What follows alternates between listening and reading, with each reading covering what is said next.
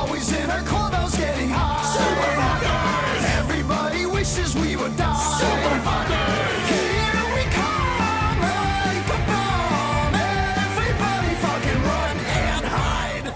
Hey, it's the Pizza Party Podcast. I'm Pan Pizza. Who are you people? I don't know. Who are you, fucker? I'm the girl in the group right now. Yeah. Introduce yourself, Ceshira. Yeah, I'm Ceshira. I don't know if people know me mainly because I draw a lot of Teen Titans stuff and crossovers, and I don't know, that's about it, I think. Yeah, if you follow the voice actors for Teen Titans like Craig Sipes or Tara Strong on Twitter, you've probably seen her art reblogged on there. Yeah. And I don't know. I pride myself in the fact that Greg Sipes actually likes my selfies. I'm like, oh snap, look at that, we're homies. We're bros right now. Yeah. We're bros. Jim, also introduce yourself, Jim. Oh, hey, it's Jim. Yeah. I'm here. Yeah. And are you recording this time, or? Jim from Knockforce. I'm recording, yeah. Oh, wow. Finally. But yeah, Nolan could not be here. He's busy with a Rocket Power marathon, sadly. Fucker. He's kicked the podcast now.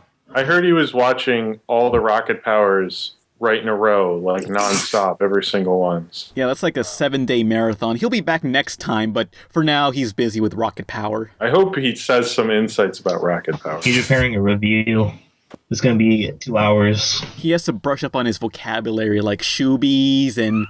You have to learn how to speak like a real Mexican. Like honkies. That's a classic Rocket Power phrase. So the next video is going to be some regular show Did You Know video. Not affiliated with Did You Know, not at all. No, I'm ripping them off. They're not the first ones to do that, but I'm just doing this, so whatever. So let's get into the news. Okay.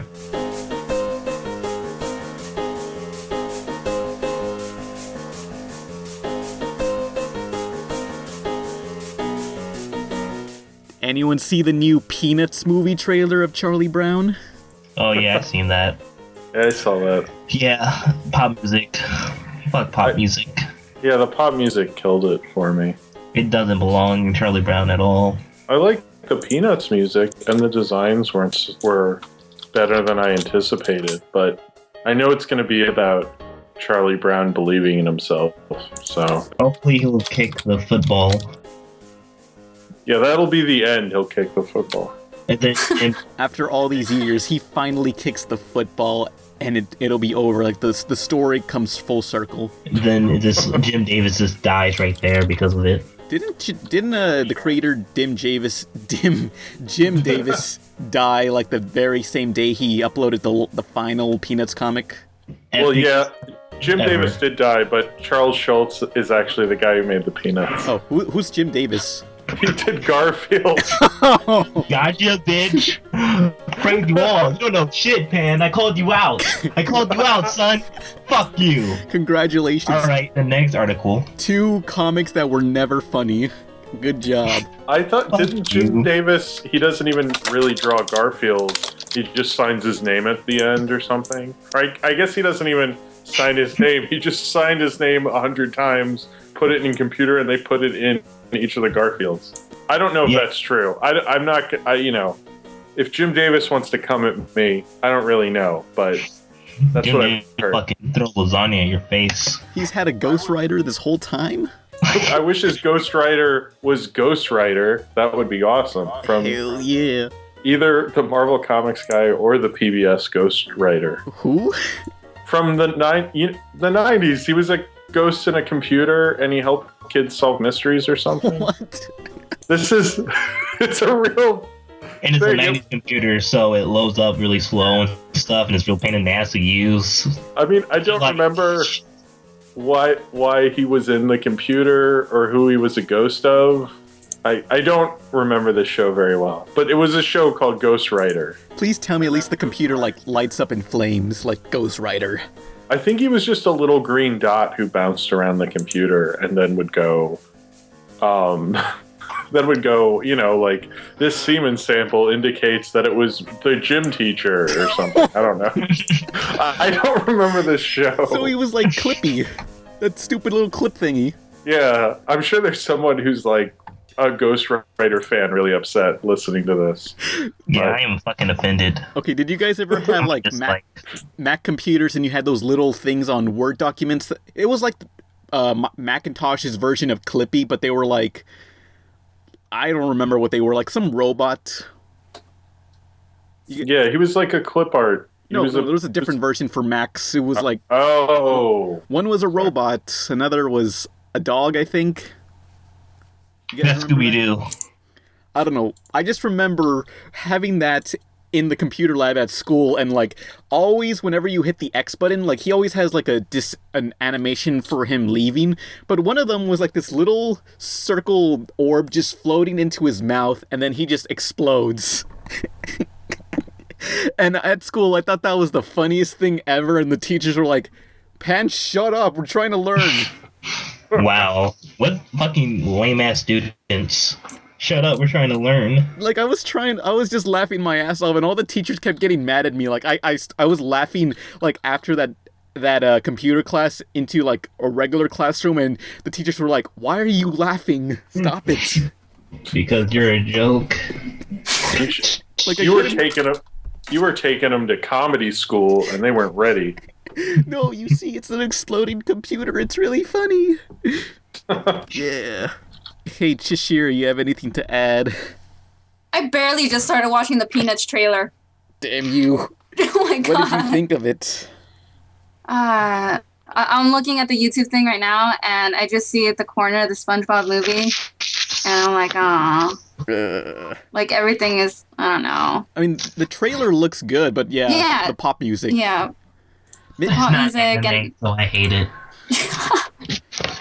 no, I think this works very. I guess it works well. Like it's a nice transition, Mhm. but I don't know the fact that I'm looking down at that SpongeBob thing, and I'm like, no, that you're just ruining that. Like it seems like it's the same kind of animation.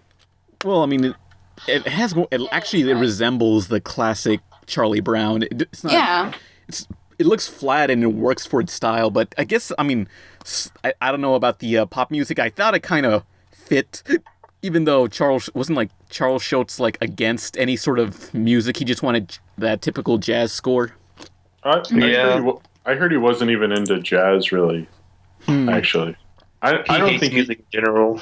I mean, the Peanuts didn't have like a lot of integrity when it came to selling out. So Not anymore. I mean, Yeah. because they've been doing MetLife for like 30 years or something. Yeah, Charles Schultz was a sellout, and he was a jazz poser. He didn't know anything about jazz. He doesn't know who Louis Armstrong is. He Oh, was here's the the worst fun- kind of poser, a jazz poser. He owns like at least 5 of those T-shirts with like, Miles Davis. yeah, whatever that is. Yeah, he probably has 5 of those T-shirts. He probably brags about it. He watches Attack on Titan. He does that. He's such an entry-level jazz person. Oh my god, I'm so behind. Friggin' Popeye's trailer too? Oh yeah, that came out months ago. That came Yeah. out last year. What's wrong with you? God. Where have you been? There's a lot wrong with me, but we're not gonna go into that right now. Oh my god, what is this? It's by the guy who did Samurai Jack, Andy Tartakovsky. Dexter's Lab. Oh my god. Oh my god. Oh my god, you don't even watch cartoons, do you? Well, shut up. Yes, I do. She's lagging. swear to God. She's lagging I'm behind. so lagging. Oh my god. You're a girl cartooner. Damn you. What does that even mean? It's like a girl gamer, but with cartoons. Oh, you shut your face up right now. Hold on. Oh my god. Let's just wait for Ceshira to watch this trailer so she can like catch up with us. Okay, I have a fun fact about jazz. In Star Wars, jazz is called JIZZ. Wait, what? Yeah, you know that song in the middle of Star Wars that goes like dun dun dun dun dun dun dun dun.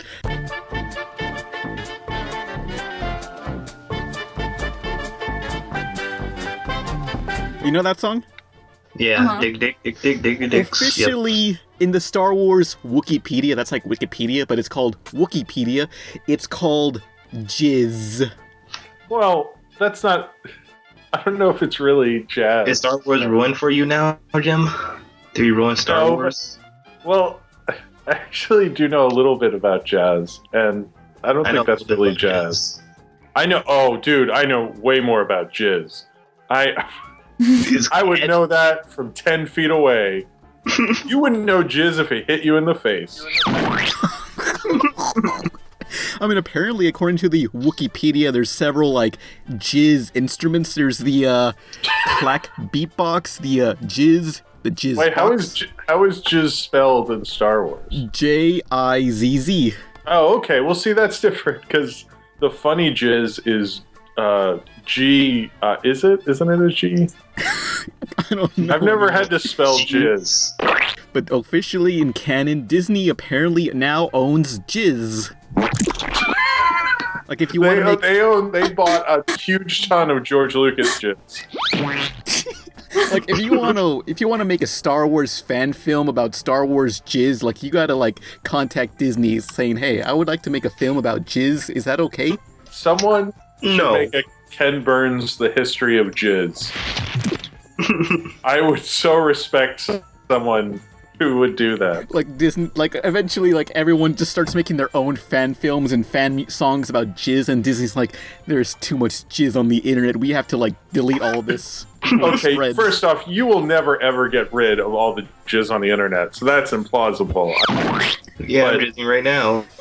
On the Wikipedia, it says subgenres of jizz. So a made-up music genre has its own subgenres, like Jizz Wally, Glitz.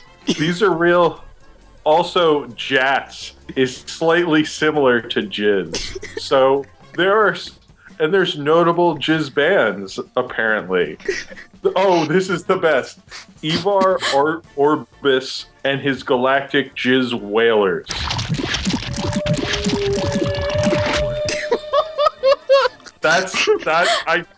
I want to say that I did not make that up. That is really on here. There's a band called Galactic Jizz Whalers. Wow, George Lucas came up with this all on his own. Wow, Star Wars was ruined before it even came out.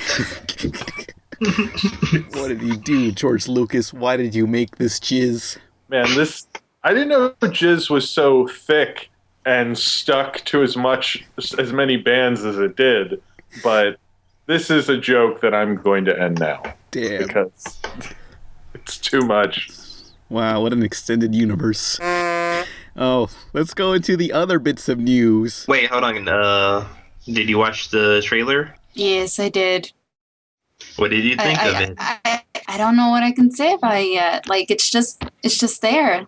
Like, Pretty it's there. spectacular, right? Yeah, just soundtracks and everything. It'll be fine. It'll be all fine. Oh my god, what is this? Yeah. So It has. Oh wait, never mind. No, I'm done. I'm done. Okay, you guys go. Okay. What's the next news? So the next bit of jizz news is the Peppa Pig gets sued. Are you familiar with this preschool show called Peppa Pig? Yes, Okay, I don't know why, but okay. I am not. I I only know the show with the rabbit and the show with the girl that transformed into like a magical girl. I think called Being a Puppy Cat. Yeah, those kid shows. Okay, so apparently a woman named Gabrielle Capra, which the word capra is an Italian for goat, was teased and made fun of after Peppa Pig, the preschool show, made an episode starring a character named Gabriella Goat. So she's suing this cartoon because she was bullied. This 40-year-old woman is being bullied for her name. Who's she hanging out with? Yeah, Is she a teacher? this is confusing. Why would you? Why You know, I know a lot of people are stressed out, but usually if you get a good jizz album, it can really calm you down, and you can look at life differently. So I would recommend the Jizz Whalers. I've heard they're pretty good. Yeah, they're catchy, dude. No. No. I choke on them all the time. No more. Oh, no. I'll stop making jizz jokes, I swear. But yeah, like, did you guys ever get made fun of for your name in, like, preschool or something? Oh, actually, I just said I would stop making jizz jokes. Yeah. My name is Gizriel, and people would often pronounce it as Jizriel. And Yeah. and I learned pretty like 13 if I owned it and went along with it, people would stop. but everyone else in my family thinks it's like horrific, and I'm just like, no, you just go with it and go, yeah, I'm Jizreal, haha.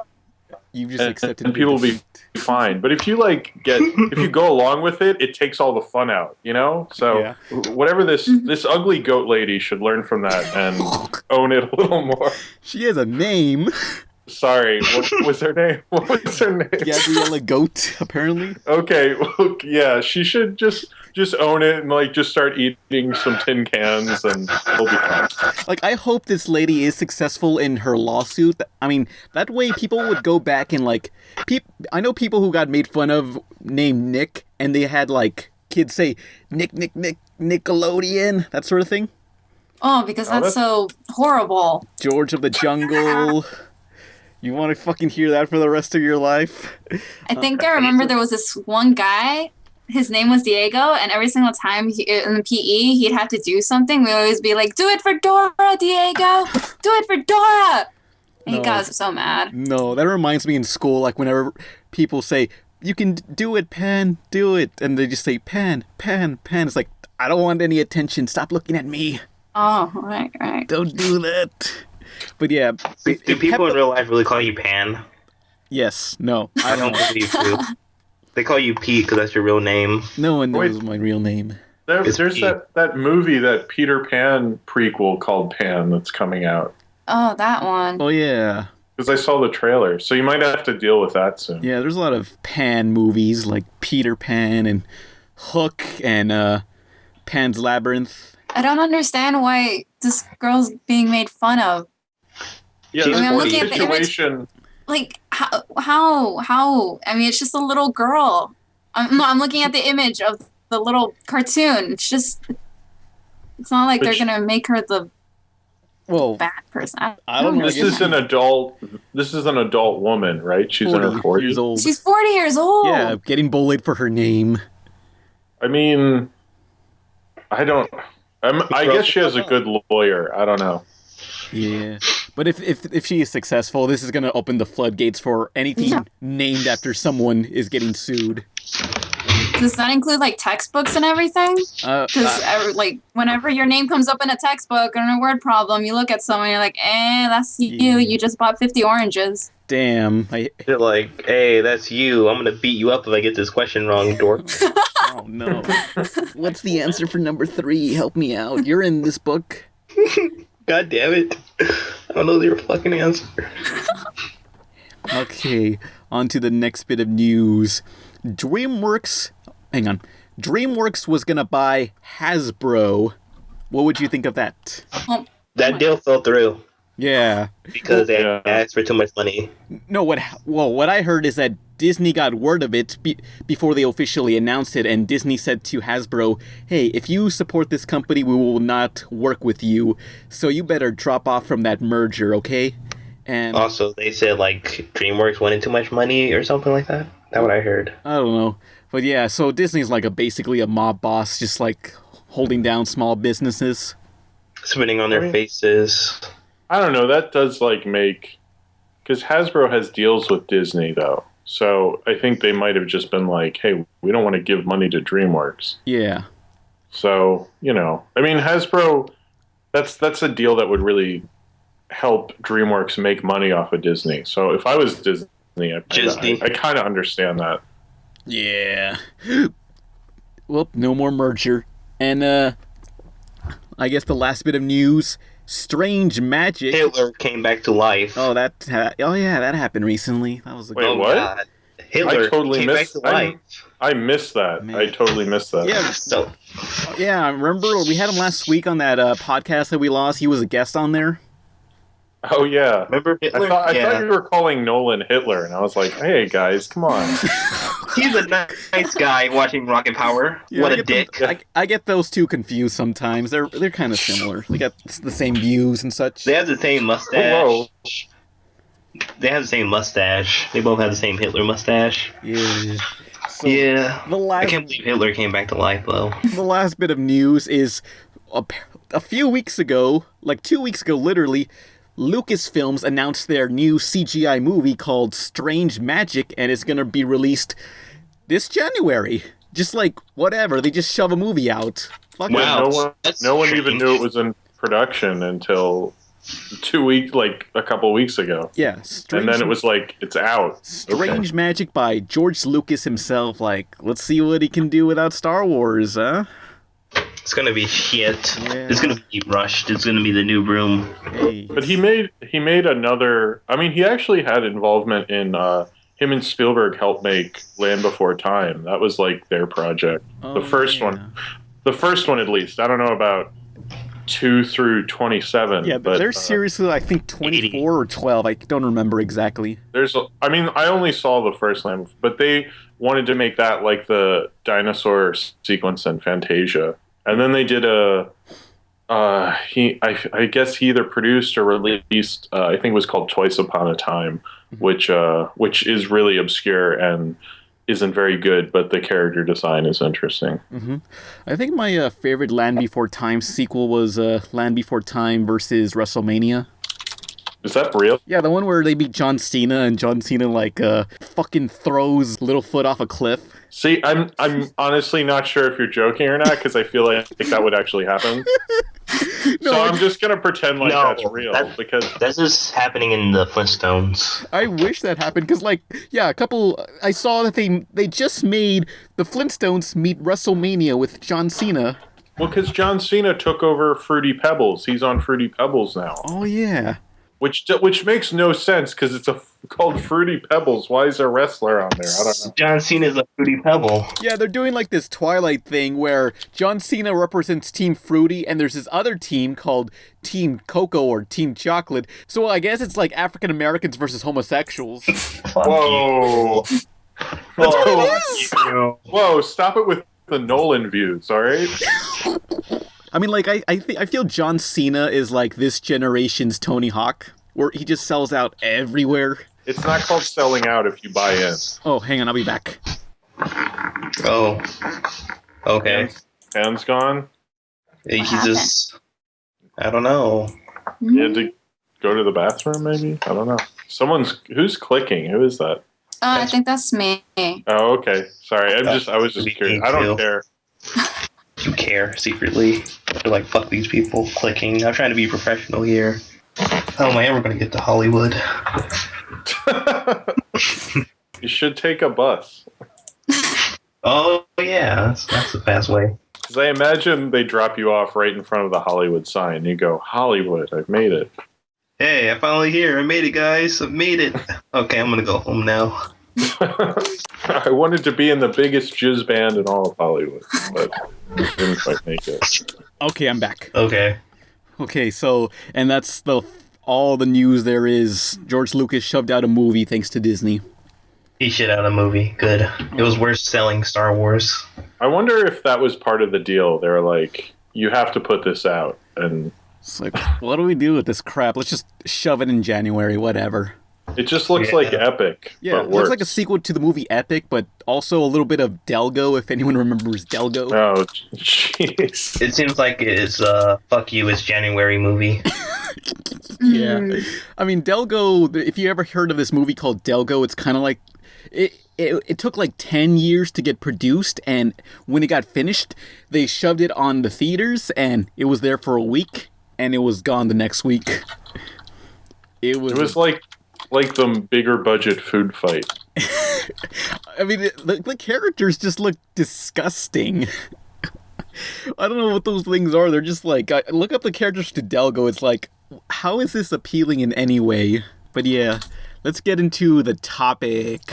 Ready to go back to school with Big Hero 6's Baymax? Whoa, what? You will be all right. There. There's science, phys ed, or you can major in saving the world.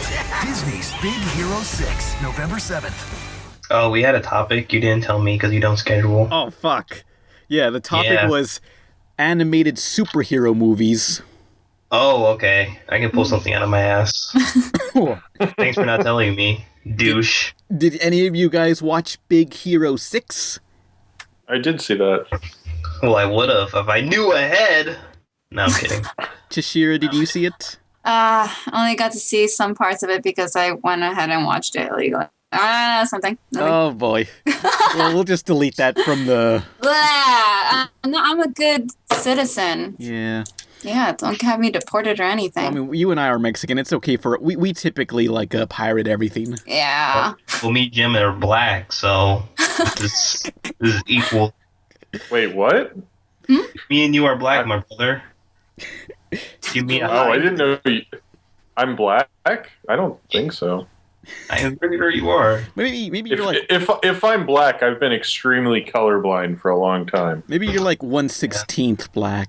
You know. No, I don't think even that. I think 1/98. Yeah, somewhere in there. You're related. Whatever. I'm pretty pale, so. Yeah. Just pale black people. So what y'all think? Okay, what did Jim think of Big Hero 6? Oh, what did I think? Yeah. It was. I don't know. It's too superhero genre for me, where it's like too. It almost felt like they were like they had a ditto or a sheet that was like, "Here's what you have to do in a superhero movie," and they followed it a little too closely. But I liked like Baymax was really cool. He was a great Disney sidekick because he's not doing like Olaf or like Shrek, Donkey from Shrek kind of stupid sidekick crap, which I liked because cyborgs. Because that was cool. He's like not your typical Disney sidekick, but there's certain it's actually the first Marvel Comics. It's the first Marvel comic book to have a theatrical animated film ever. That's never happened before, even in shorts or anything.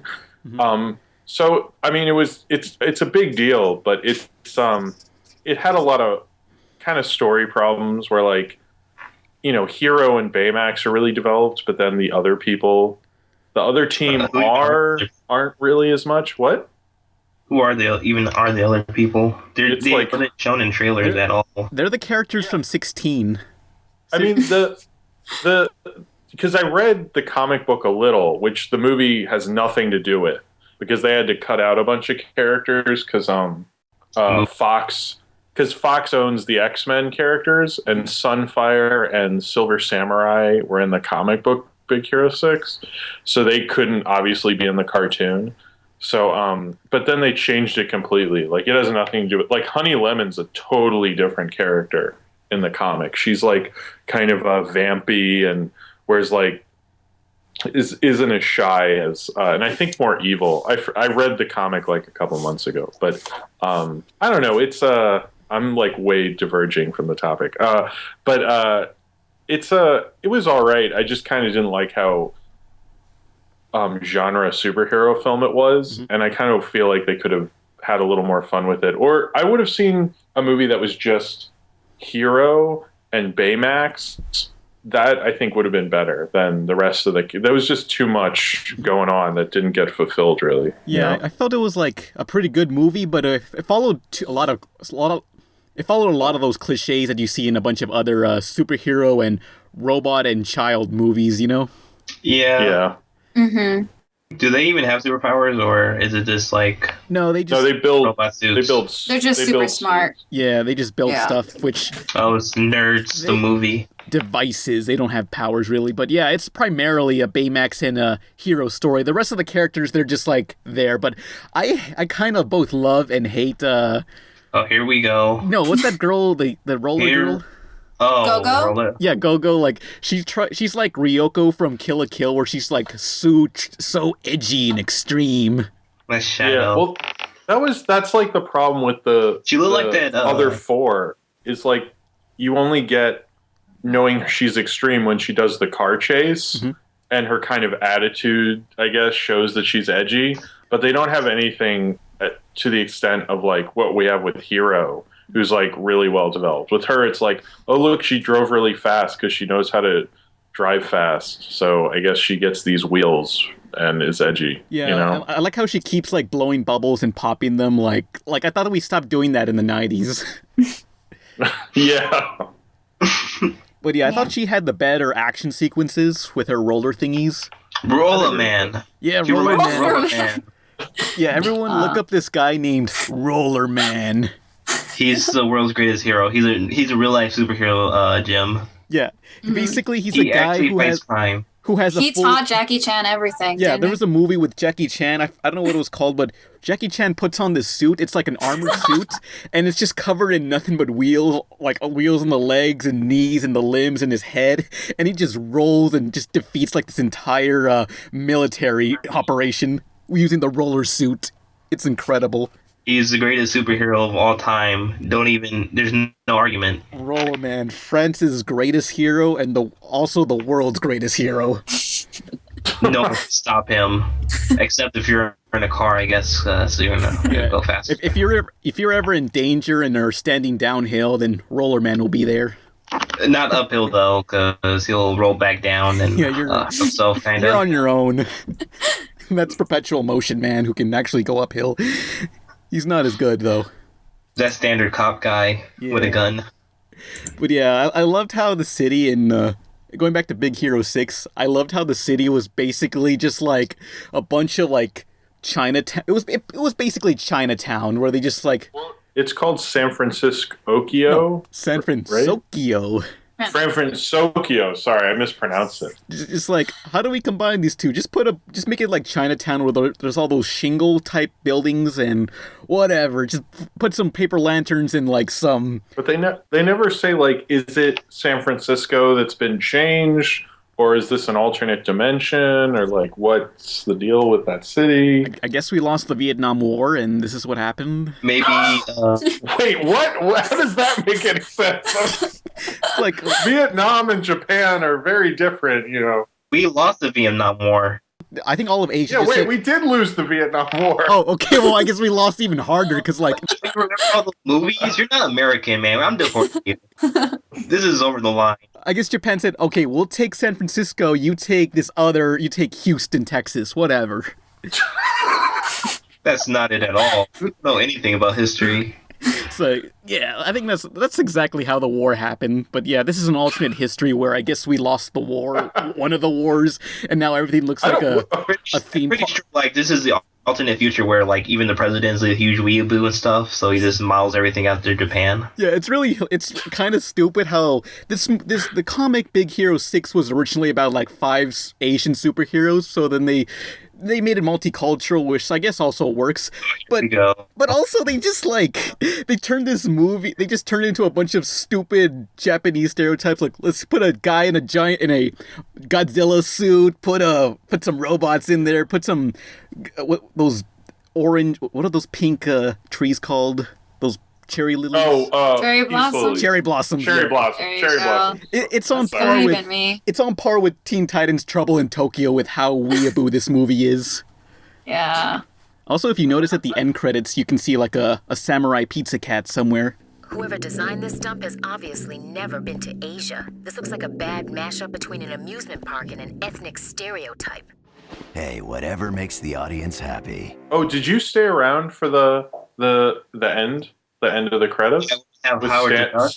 That was classic. Yeah, Howard the Duck has he has a cameo at the very end of the credits. Wait, we just spoiled it for Ken and Ceshira. Who cares? It's okay. Oh. If it's spoiled for me. I mean, I don't think that movie. It's so much Generic. of a superhero movie. Yeah, thank you. It's so generic superhero that right when you start it, you're gonna be able to figure it out anyway. You know, Mm-hmm. it's not like It's not like Interstellar with its surprises.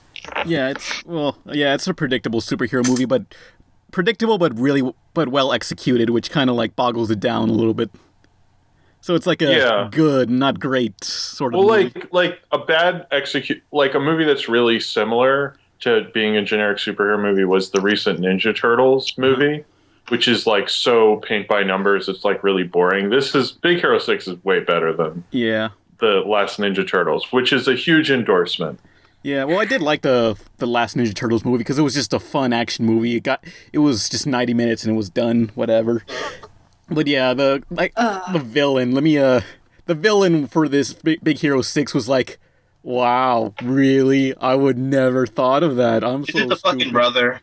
Shh. Wait, what? No. It's a fucking no, wait, brother. wait. God damn Well, it. actually, No, there is. no, Oh wait. man, there is something about the whole villain thing that I could talk about, but I can't because it would ruin a bunch of stuff. Okay, what if Ceshira and Ken, you just like mute your mics and me and Jim talk about it and we text you back? Oh my god, no, I don't care. No, no, it's okay. It's not a big thing. Okay, Yeah. So we don't have to talk about it. Sorry. No, talk about it. Hang on. Okay, well, for anyone listening, if you don't want any spoilers to Big Hero 6, skip to 37 minutes. 57 seconds. 37 minutes. 57 seconds. Fuck you. There. Okay, so let's spoil the fucking movie. Okay, no, it's not too much of a spoiler, but there's one thing that doesn't make a lot of sense to me is that so his brother, this thing blows up and his brother's in it and his brother dies and so he becomes a superhero. You know, it's like a total Marvel thing. Yeah. And then the guy who becomes the bad guy, who's honestly his name escapes me, so that's as best as I can describe him. He like made a little fortress with these little nanobots, but then they're like, oh, so you killed my brother? And he's like, oh no, I just saved myself. I didn't know your brother was in there. And it was like really defeating. It was like, no, it's not connected, kid. Your brother just went in the building and died. I don't know what to tell you. I'm sorry about that. Oh damn! I was It's hoping like- that was the brother. It was like, No, look, it's dude, awesome. This It's has like nothing my- to do with you. Like, it should have just... like, my bad, bro. It just kind of happened. I don't know what to tell you. Like, what should have happened is, like, that teacher guy just say, oh, wait, your brother was in there? Fuck. Oh fuck, dude! I'm sorry, man. And then, This is like some Spider-Man stuff, right? Haha. Yeah. Okay. Bye. There's another thing with that is you don't know why that explosion happened and what how they never clue you into like there was an electrical fire or like there's no hint that like something might explode. It was just like explosion. Yeah. I feel they killed him off way too fast. Like, they should have at least showed him, like, saving people or something. And just like, oh, he's dead. But if anyone can find out how that explosion happened, they just don't tell you. It was just like suddenly the place was on fire. Yeah, it's just to move the plot along, whatever. They didn't even want to explain it. What also bothers me is the motivation he had, like, to save this girl that's stuck in another dimension. And, like, when they save her, they don't really, they don't meet. So it's just like, what was the point? They don't talk to each other. I don't think she even had any lines. No, maybe before when they're doing the experiment. Yeah, but it's like it seems like just a plot device. Like, she didn't do anything. They didn't reunite. They didn't do anything with the two. Well, I think they look.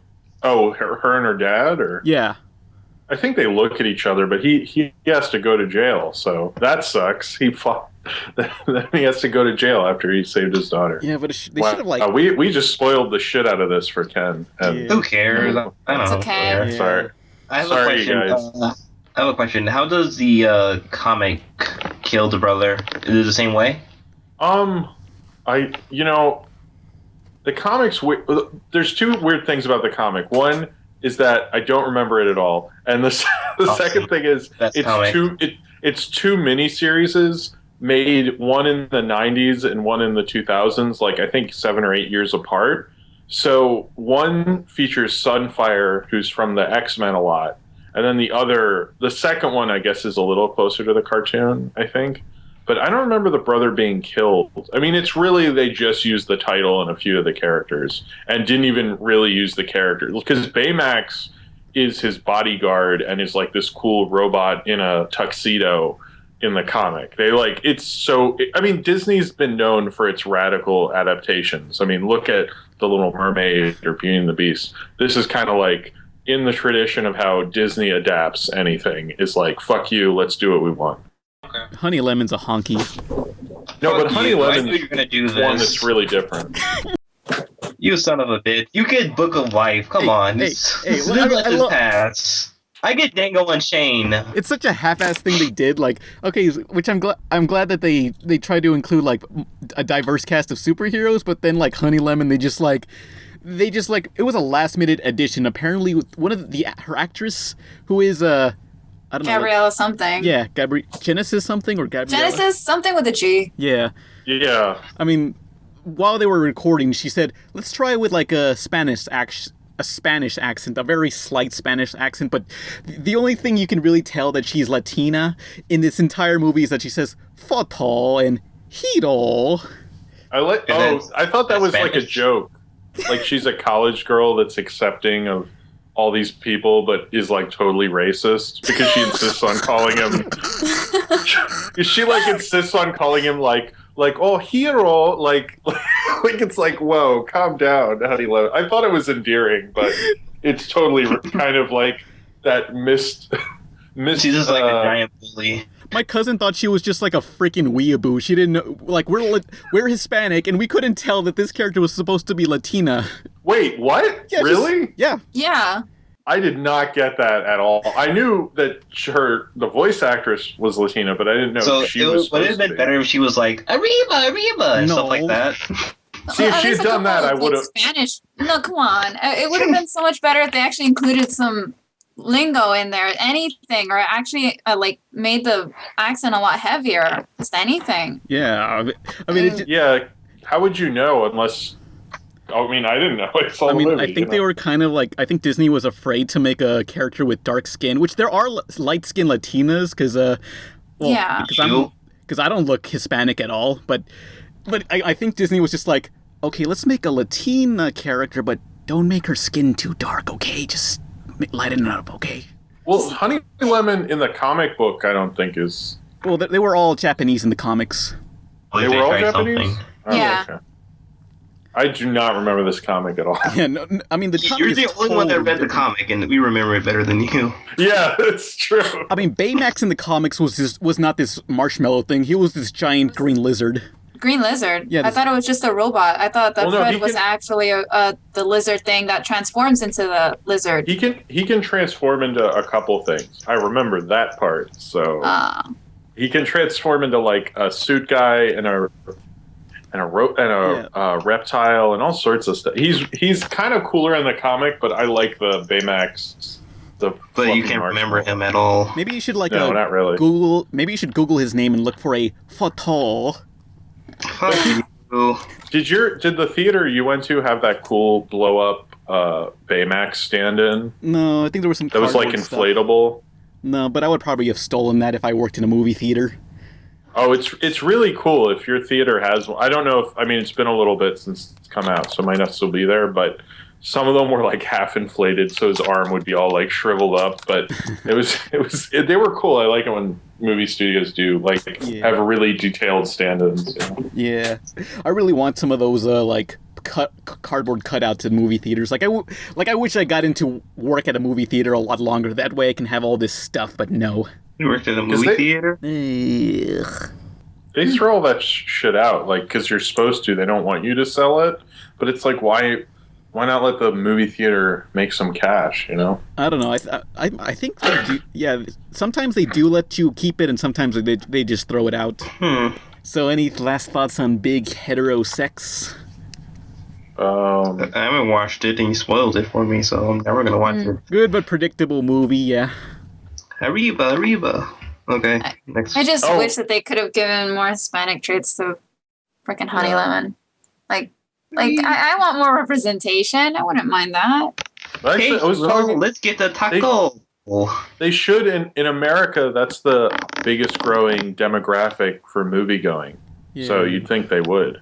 Yeah, but then nothing. When my Hispanic family didn't know that she was supposed to be Latina at all. Oh wait, did you see the short Fetch? It's actually on YouTube. Yeah. If you want to see the short, it's really good. It's on YouTube somewhere. Yeah, Sorry, I'm making Pan link to things. But... I'm not gonna link it. They can find it on their own. Okay, you can find it, but it's worth finding. It's a really good short. You don't see much cell shading on theatrical movies. You know what cell shading is, right? Where the 3D object is flat and looks like a cartoon, kind of like a Zelda Wind Waker. Charlie Brown movie. No, that's not really cell shading the Charlie Brown. That's kind of has his own style. Fuck you. But see Fetch, it's really good. Yeah. It's it warmed my heart. I liked it more than Big Hero 6, I think. Yeah, I can pretty much tell a story just by focusing on the dog and without showing the actual humans, but you can still tell what's going on. Let's get into other superhero animated movies. Which one should we talk about? Let's talk about Sky High, I guess. That's not animated. Whatever, wait, it's Disney. Since you already talked about The Incredibles and the Pixar one, are we still doing that? If Or you would want. we be doing that or no? Yeah, hang on, Ceshira, you haven't been talking much. What's your favorite animated superhero movie? Teen Titans? Hey, no, well, yeah, but no, that's a series. That's a series. Well, throw some examples out there. Let me see. Teen Titans Trouble in Tokyo? In Tokyo, Japan, there's a master villain no one seems to know about. But he's reached out across the globe and sent the Titans a message. Pack your things. We're heading for Tokyo. Will they be heroes in this foreign land or seen as unwanted criminals? Roman has been arrested! Follow the Titans in their first feature-length adventure. Teen Titans Trouble in Tokyo. Next Saturday at 7:30. Nowhere to run, nowhere to hide. Toonami on Cartoon Network. Okay, that wasn't really my favorite though. Yeah. Like I wasn't really all that into it. Like I loved it, but I feel like whenever you just try to make a movie out of them taking a vacation somewhere and it's not the main villain that we're always like in love with, then like I don't want to deal with that. It's like a ugh. The villain in that movie was just some guy who wanted to bring his cartoon girlfriend to life, and he created a demon. I felt like there was. If you're gonna make a big giant movie budget kind of thing, I'd rather it be like I don't know, obviously Slade, I guess, but just something that I'll actually feel worried about the team actually dying or something, some angst. I don't know, because this, they weren't gonna. Nothing was gonna end with that character. Like, we don't know this villain. We don't really care much for it. Well, yeah, it's like we don't care. The Teen Titans didn't even break up. And then get back Teen together. Titans episodes that like have more, that are more tense and with more action than that movie. Yeah, like almost every season finale. Yeah. The only good thing about that movie was the Zone 10 flash. Oh no, not that again. But one movie that I really enjoyed watching was probably the Wonder Woman movie. What Wonder Woman movie? The animated one. I forgot what year it was. Oh yeah, like 2009 or so. Yeah, the 2009 one. That one is the one that I really loved watching. Let me finish talking about Trouble in Tokyo, then we can talk about that one. Okay. Which, yeah, that was kind of like the season finale for the series finale for the Teen Titans. Yeah. But wasn't it supposed to be set like before they did the whole Titans Together thing? Maybe. Yeah, I think I don't know, but I know it came out after. But it came out after, but it was supposed to be set in between, like season 4 and 5. Oh yeah, it's like that Cowboy Bebop movie where it came out way later and it's supposed to take place before in some time, but it doesn't really have much. Like none of the continuity matches up with it. Yeah. So because they never mention the movie in any of the Teen Titans episodes, I don't think, right? They're never like, hey, remember when we took that vacation? Yeah, remember Japan? That was fucked up. Remember that cat lady that tried to kill me after she fucked me? That was weird. Yeah, but I don't think they'd have to bring up anything. The episode, that movie was basically like a filler. Yeah, I mean, it was basically a love story with Robin and Starfire. That was it. It was just a filler. So that, like, they could put it in between because there's nothing that affected except for the fact that they're dating now, but they didn't have time to date. Well, the movie was just about, like, the Teen Titans. Like, someone tried to kill them, and it's like, pack your bags. We're heading for Tokyo. And and they go all the way to Japan to find this one guy that tried to kill them. Hey, dude, what the fuck? Yeah, what the fuck, man, I'm bro? sorry. I'm sorry, man. All right, that's all I wanted to know. All right, okay, guys, let's go back. He apologized. Let's go. Who was protecting the city while they were away? Justice League. I'm sure they just called Aqualad. He didn't have anything going on. Yeah. No, he's in the other team. Yeah, he's on Titans West. Or East. Sorry. East. Yeah. Yeah, he can do anything. So, okay, There's a Hispanic superhero there. It's Masi Menos. Oh my god, they're Guatemalan.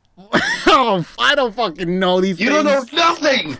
Nothing! This whole podcast proves that you know nothing. We don't know the difference between Hispanic and Latino. We're fucking idiots. I'm sorry. Oh my god. No, hey, whatever. The Guatemala is like in the bottom of freaking Mexico. It's fine. Close enough. Whatevs. No, They're there. They're right there. It's like confusing Canada and America. Close enough. Oh. Damn. Some more nice. What a bunch of...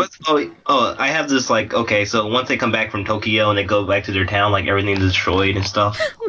Oh, like, God. oh, fuck. How long have we been away? Why did we go to Japan again? I forgot. Find one guy. Just so Starfire can bang me, huh? Oh, I love how when they go to Japan, the first freaking thing that they encounter is a Godzilla monster. Oh yeah. Whoop. It's Godzilla, but no, it's not Godzilla because of copyright.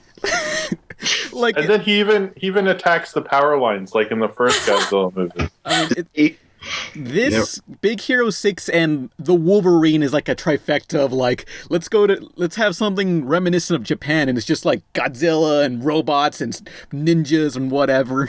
Let's make all these weeps so happy right now. Yeah, we didn't do any research, but this is close enough. You should see there's a really good movie where a cop goes to Japan called Black Rain that kind of does the whole format that this and the Wolverine does. It's like with Michael Douglas from the 80s, but that's like every time I see this story, I'm always like, oh man, Black Rain was really good. I wish these could be like that Michael Douglas movie from the late 80s. But Black Rain, everyone forgets about it, but it's a cool movie. It's Ridley Scott. Yeah, bunch of weeaboo movies. So, Ceshira, what was that Wonder Woman movie? Dressed this way, she's Diana Prince, but beneath that beautiful gown, it's Wonder Woman! And now Wonder Woman comes with flyaway action. Wonder Woman, you can make her fly straight up toward the sky. Wonder Woman, you can make her fly. It's Wonder Woman. Wonder Woman, complete with flyaway action and costumes by Miko. Yeah, I just love that one. It was a good origin story, I guess, and like I made my friends watch it and they loved it too. It's like it's a great movie. I love it. I like my brother usually complains. Like my brother's one of those people that hate watching like female superheroes and stuff like that, but then I made him watch Wonder Woman and he even enjoyed that one, and I don't know, I don't even know how to start with that one. I just liked it a lot. Well, I never saw it. Did any of you guys see it? I've never. Wonder Woman, I looked at it once and I was like, I'm good. Yeah. Like I love the animation. The animation was clean, and like the lighting was great, and then Tara Strong's in there too. Tara Strong's everywhere. She's everywhere. Like I feel like that's a game. Every single DC, like, the series, I just want to look Tara Strong. Huh? I'm voiced by Tara Strong. We're all voiced by Tara Strong. Yeah. Oh, look at me. I'm Tara Strong. Yay. I feel like DC's way better at making cartoons than Marvel. Yeah, Marvel makes the better theatrical movies. DC makes the TV shows. Well, they used to. Because, like DC, all their animated... Because I didn't realize how many animated DC movies there were, and there's like a lot of them, and every clip I saw of one, I was like, wow, these all look really good. And like Marvel, all the ones I've seen look crappy or aren't that long or are just like young Avengers or something. It's just like not very good. But they've never... Whoa, what's going on? They've never been as good at animation. Like that's like the one thing they need to improve on. Well, their straight-to-video animations were mediocre, but like the TV shows always range in quality. Like Marvel? Spectacular Spider-Man was good, but the rest of them are a little forgettable. Yeah, what's the last good Marvel cartoon? Well, I heard a lot of people love the Avengers cartoon. Oh, I haven't checked. I need to check it. Is the Guardians of the Galaxy cartoon started, or? No. Wait, what? Yeah, they're making that into production. There's a trailer for it. It looks pretty slick. You know nothing about cartoons. Shut up right now. It kind of looks like a Titmouse. Google this. It kind of looks like a Titmouse Motor City production in that style of a bunch of lights everywhere, and it kind of looked gross. I was hoping that when Disney bought Marvel, that finally Marvel would have a bunch of really good cartoons. But, you know, I feel like DC's like so past them at this point, it's going to take them a while to even catch up. DC, the only all their superhero TV shows have become live action, like Arrow and Flash, and all they have for animation is just Teen Titans Go. Well, they have Batman recently, or? Recently, yeah. Oh, okay, sorry. Well, they're Like- doing that Teen Titans live action show supposedly. Yeah. On TNT. Yeah, didn't that start off as like a Raven live action series? Yeah. I remember hearing that a couple of years before. A while back, It was gonna. A while back, they announced like a Raven live-action TV series, but I guess that they needed something after Smallville, but I guess they chose instead to go with Arrow. That's probably the best choice. I don't want to see Raven. You know? Oh no! I want my I don't wanna regular Raven. I think it's a pretty good idea that they didn't make a live-action Raven. I mean, who really want to see a bad CGI Trigun? Oh. Mm-hmm. Yeah. But yeah, if they ever do, if that live-action Teen Titans TV series that's going to be made for TNT ever gets done, what was her name? Audrey Plaza should Aubrey, be Raven. Yeah. From Parks and Recreations. Yeah. That's ending, so plausibly she'd have the free time. Yeah, that'd be a great. She's too busy making Grumpy Cat, the greatest movie of all time. Oh yeah. I don't think she has enough time now. Because of that. She tweeted up a storm about Grumpy Cat saying like, I don't even know what's going on in this fucking movie. Did she really? Yeah, she was like, I think she got drunk and just watched it like, oh my god, what have my career became? I made this. Fuck! I was the cat shit. I hate cats. God damn it! I should have became Raven. Damn it! But did you guys ever see any like straight to video DC animated movies? No. I watched Mask of the Phantasm, but that's not. Hang on, Mask of the Phantasm. Yeah, let's talk about that. Now, America's most exciting and legendary movie hero comes to the big screen like you've never seen him before and faces his greatest danger, the Phantasm. I want you. Can't be too careful with all those weirdos around. In a soaring new full-length motion picture adventure, Batman, Mask of the Phantasm, rated PG, starts December 25th, only in theaters. Well, the funny thing about... No, wait. Phantasm was a theatrical movie. Well, it was, but the funny thing about that movie is, so it came out and they didn't promote it very well. It didn't come out in many theaters, and nobody really even reviewed it because they just didn't get their shit together. Like, I think they had 8 months to make it, and it's really impressive for 8 months. But then when it came on video, suddenly like Siskel and Ebert reviewed it and a bunch of critics reviewed it, and they're all like, wait, why the hell did we not see this? This was really good. And it suddenly got all these crazy good reviews when it came out on video. So for most people have seen this on video. It's actually you could kind of say it's straight to video, because I know one person who saw it in theaters and he was like, yeah, it was me and another guy just really into this Batman movie. Did they make friends? I don't think so, but you know, as friendly as you can be experiencing a movie in the dark, which now sounds really dirty and gross. So, I mean, I don't know, but I think the loneliest theater experience was watching the movie Joan and Hex, and there was only like 3 people in the theater. Was that movie like about to get out of the theater or something? I think it barely came out, and it was already bombing because it was a DC superhero movie that no one cared about.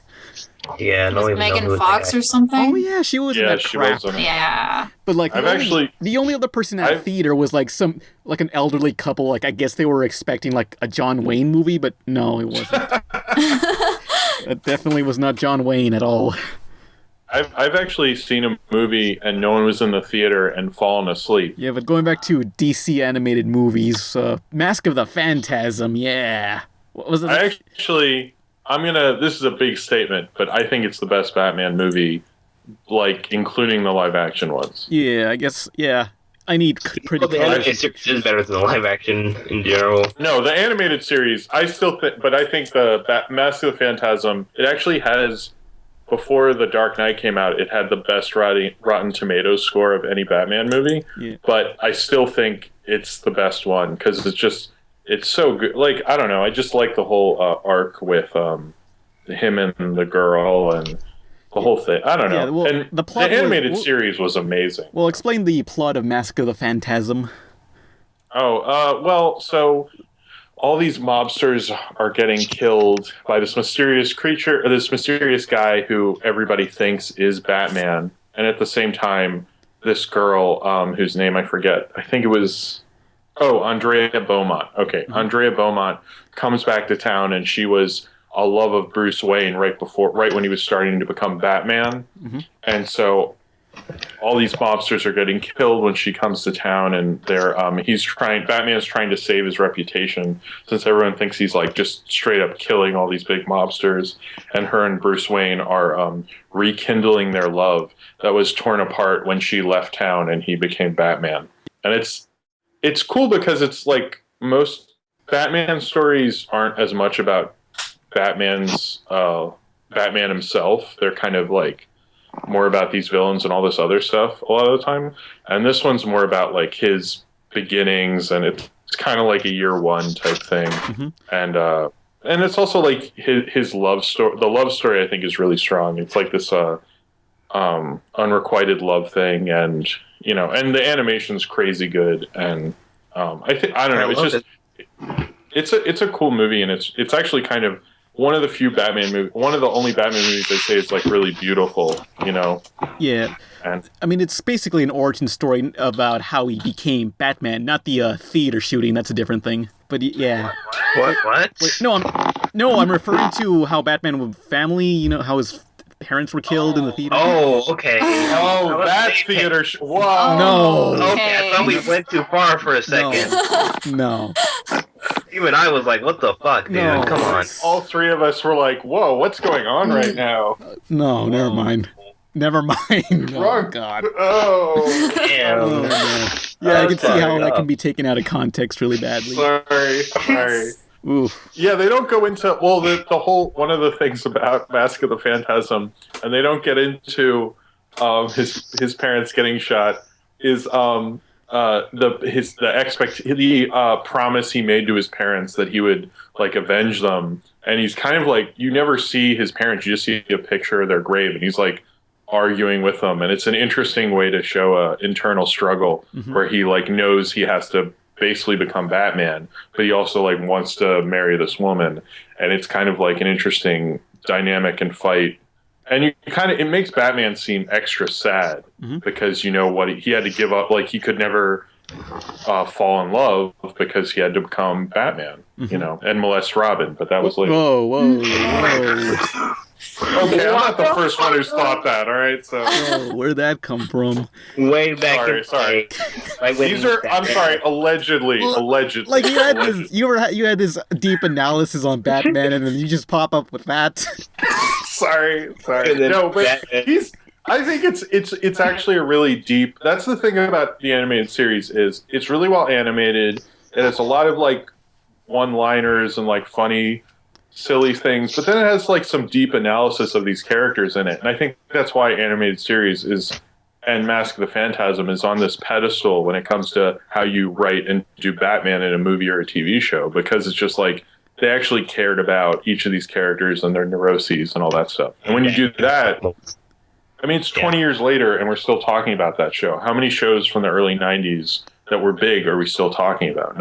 Not as many as Batman the Animated Series. Yeah, I mean, like... Not as many as Batman molesting Robin. It's hard to make a Batman movie, any Batman TV show without drawing comparisons to Batman Animated Series. It's impossible. Yeah. I mean, it's like there were the early 90s had a lot of great animated shows, but it also took away, it won the best animated series Emmy because of that Mr. Freeze episode. Because before that, Mr. Freeze didn't have the whole...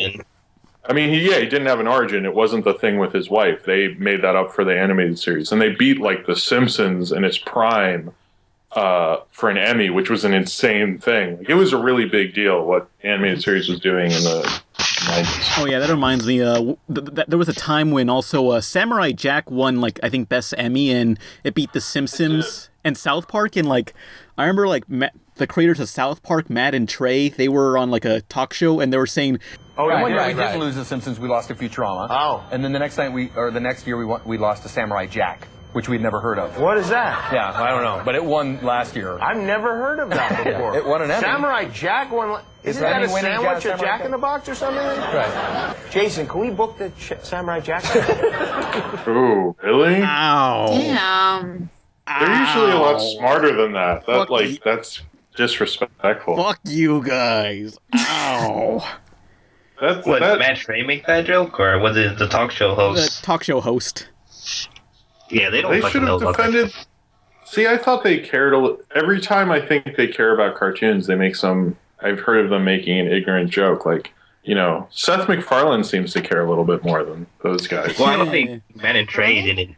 Hey, Matt and Trey didn't make the joke about the cartoon. It was the talk show host. Yeah. But they don't know what Samurai Jack is. Is like, what the fuck, That's like a major cartoon. That's not like I don't know. Yeah. Like that goat show the lady's suing over or something. It's like a major show.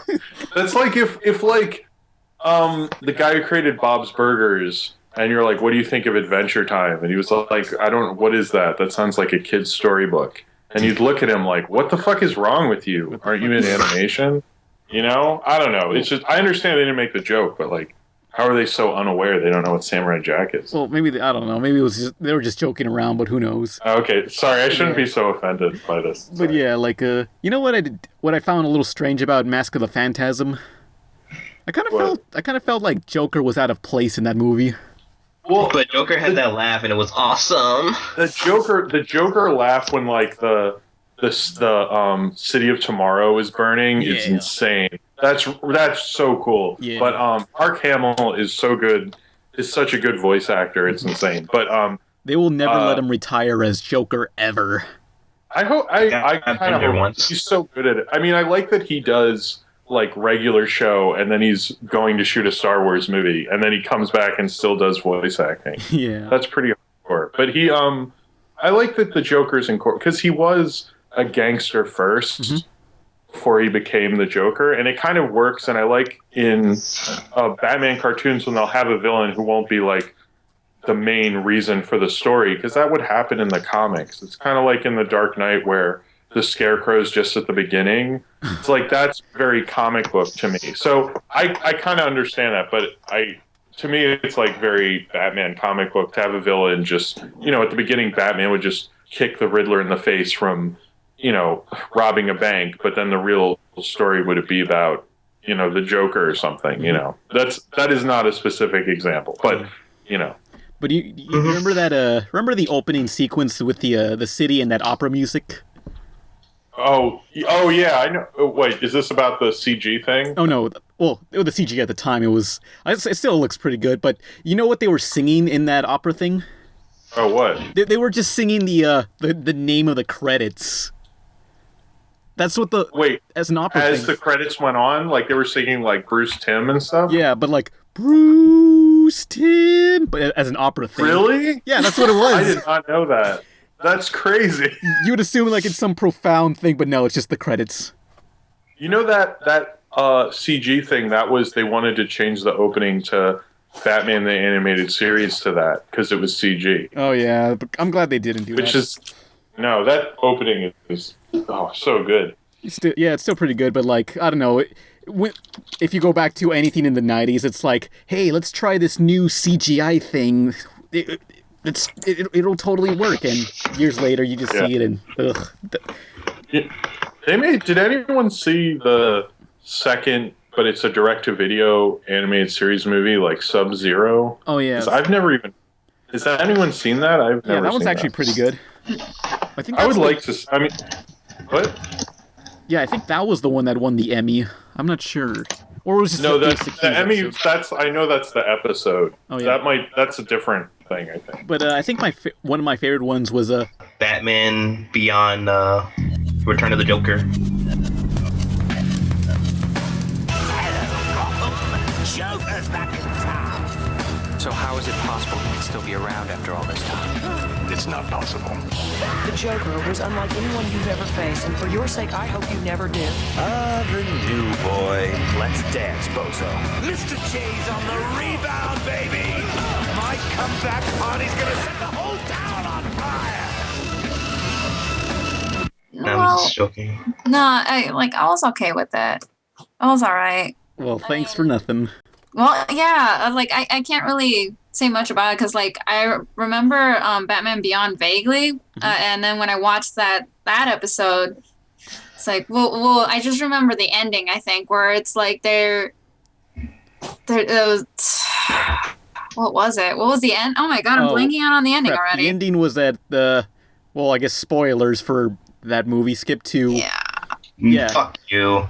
Well, hang on, no. Let me explain the plot of Batman Beyond: Return of the Joker. Then we'll get into spoilers. Yeah. Basically, Batman Beyond takes place in the future where Batman from Batman the Animated Series is retired, and he needs a new Batman. So he gets this younger kid named Terry McGinnis, and he's a younger, slicker Batman, but his suit is more like Iron Man, where he can fucking fly and everything. And in this movie, apparently the Joker has returned, even though he's been dead for several years, and no one knows why. It's spoilers. Skip to 1 hour, 13 minutes, 15 seconds. 1 hour, 13 minutes, 15 seconds. Oh, is that the spoiler? That's actually the spoiler. It's Robin. Wait, which Robin? Is it Dick Grayson? Or... Well, I think it was. Is it? It was the younger one. Was it Todd? I don't know. Who's the younger Robin? Well, I lost track after Robin 3. There's so many Robins that Jason Batman Todd, could wasn't have. it? Who cares? It's just Robin. No, Jason Todd's the third one. You're right. Sorry. I don't know. There was and then they had this weird science experiment, and then he became Joker. Yeah. No, Jason Todd's the second one. Whichever was the Red Robin from the animated series.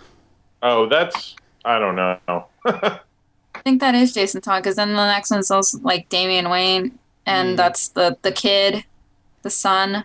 Yeah, and yeah. But yeah, remember how brutal that laboratory scene was? Wait, Tim Drake! I forgot about Tim Drake. Close enough, yeah. Would y'all remember how brutal that was?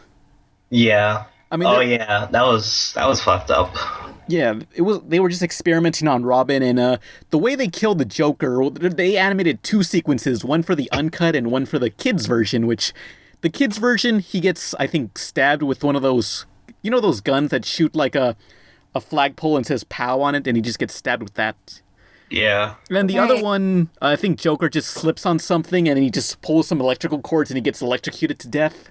Yeah, that's the one. Neither of those seem like appropriate for kids at all. Well, maybe electrocuting to death was more child-friendly. No, I think the stabbing one was the one for kids. The stabbing? Yeah, the one that was TVY7 for families. But the stabbing was better, because Joker did that line where he said, "That's not funny," then he falls. Yeah, but wait, that was better. Wait, was the uncut version PG or PG-13? No, it was PG-13, yeah. Joker... Death.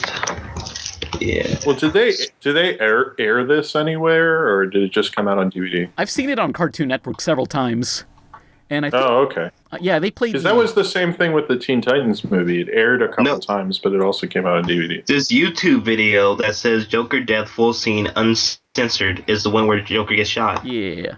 That was a creepy scene. I liked how that entire flashback, that could have been its own short film. Yeah.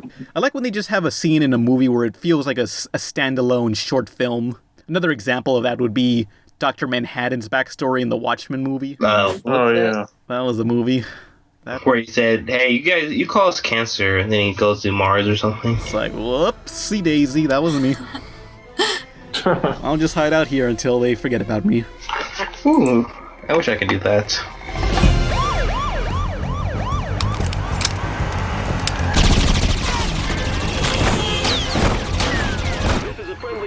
For an important bulletin. A deadly high-speed pursuit between police and armed gunmen is underway traveling northbound on San Pablo Avenue.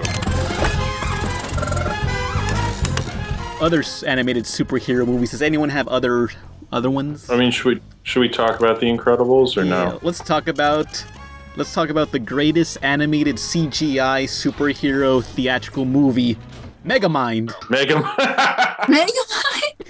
Oh, Megamind? How wacky! Hey, it was a pretty good movie. No comment. What? Did you guys not see? Did you guys hate Megamind? I don't love Megamind. I laughed at it. It was. I laughed at it because it was so pathetic. I mean, I don't know. It was okay. It just wasn't. I love that movie because, I don't know, it had a pretty cool concept where, like, the movie's just about this supervillain, and it's about him just, like, finally defeating the superhero, and he's like, what do I do now? Fuck. And, like, the whole city has to, the first, like, 20 minutes are like, the whole city's just like, what do we do without the superhero? I don't know. I thought it was a cool concept, so none of you guys were, like, impressed with Megamind? I mean, DreamWorks. Yeah, but yeah. I don't know. I mean, I saw it, but it was a couple years ago. So. Yeah, it was a movie. I don't know. I kept on watching it. I mean, that wasn't just because my nieces and nephew wanted to watch it or anything, but... I don't know. I saw it. I sat down and I watched through it. Yeah, but there was that one scene at the end where the loser character, Jonah Hill, who was just some schlub, becomes a superhero, and he gets superpowers, and then he just terrorizes people. But Megamind says,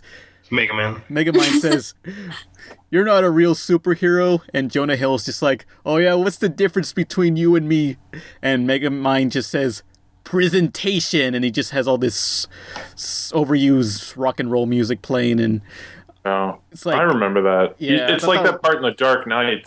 And he's like, what's the difference between you and me? He's like, I'm not wearing hockey pants. But my graphic design teacher plays that clip just to elaborate what is graphic design. Presentation, basically. Yeah. So how about that Incredibles, though? Yeah, The Incredibles. Yeah, how's that sequel coming along? It's coming. We're working on it. When I heard about Toy Story 4, I was like, come on, just Incredibles 2. But I think it's Brad Bird has a really good career. So where the fuck is Brad Bird right now? What the fuck is he doing? He's working on Tomorrowland. It's coming out next summer. What? So it's like one of those, the theme park movie after dark? No, it's I don't really know how to describe it because nobody knows anything really. But it's from the trailer. It's like this imaginary crazy world, and you can only go to it by holding this pin thing. Mm-hmm. See, I don't. In 6 months, if anyone hears this, they're gonna think I'm an idiot because they've seen the movie. But like, I don't know anything about it. I know George Clooney's in it, but Ghost Protocol was really good. Yeah. So after you watch, I have faith in what? After our fans watch Tomorrowland, go back to this video and comment that Jim is an idiot because he doesn't know about it. Yeah. Oh, well.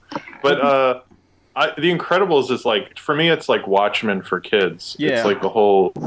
I mean, it's a better Watchmen movie than the Watchmen movie. That's for sure. You know what really worked about The Incredibles is that it was not an origin story. Yeah, absolutely. Actually, that's what I was thinking when I watched Mask of the Phantasm. Actually, no, that's an origin story. You know what? I'm an idiot. Forget it. Jim's an idiot. I can't really think of any superhero movie that's not a sequel that is not an origin story. Yeah, that seems to be the main point now. Is I don't know. It's like it's hard because you have to explain how they got to be a superhero, but it gets really old after a while. I know Marvel's even said the Doctor Strange movie isn't going to be an origin story, and they want to try not to do as many because people are getting sick of them. But Guardians of the Galaxy isn't really very origin story. It's kind of its own thing. It's kind of like fucking. We have to save the world, I guess. Come on, guys. Yeah, it was like not really an origin story, like Ninja Turtles or. Yeah, I was thinking about this today, like the scene where the mom, Elastigirl, was telling the kids, "You left the baby Jack at home," but they left him with a babysitter. Like, I was thinking, how different would this movie have been if they brought along a baby and like maybe a talking dog? The baby would be fucking dead. Yeah, because they have that scene. They have that scene where Mrs. Incredible is just telling her kids, "Yeah, if you see these bad guys run, they will fucking kill you. They're not gonna capture you or anything. They'll fucking shoot you in the goddamn head. You better fucking run. You're gonna fucking die, Dash. Run for your fucking life. Abandon your sister. Leave her there. You fucking run away and never look back." Are you having flashbacks when you used to live in Mexico? Hey, Pan, are you having flashbacks from when you used to live in Mexico? Right before you got across the border? Is that what you told me? Yeah. But yeah, that was the message of The Incredibles. You're gonna fucking die if any bad guys find you. Man, this is the most offensive podcast, and Nolan's not even here. I actually think the last podcast with our Big Bang Theory comments was the most offensive podcast. Big Bang Theory? What? Remember? Oh, right. Talking about Big... Yeah, we were, I don't know, I just heard that people refer to Big Bang Theory as blackface for nerds. Oh, yeah. That was a classic. Oh, boy. I'm still crying. Anyway, back to The Incredibles.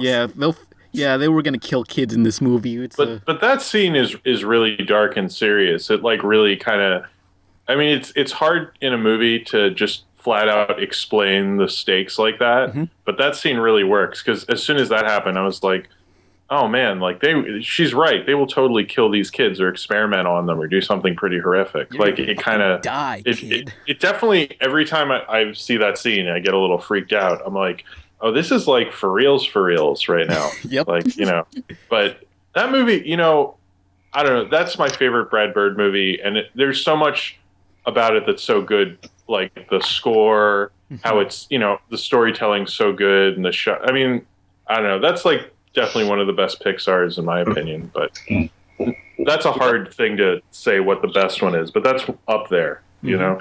Dude, what would happen if they did bring a talking dog and the dog just got shot? That'll be messed up. They bring in a dog for like 2 seconds and they just kill him off. Oh, I have a funny Incredibles story. What?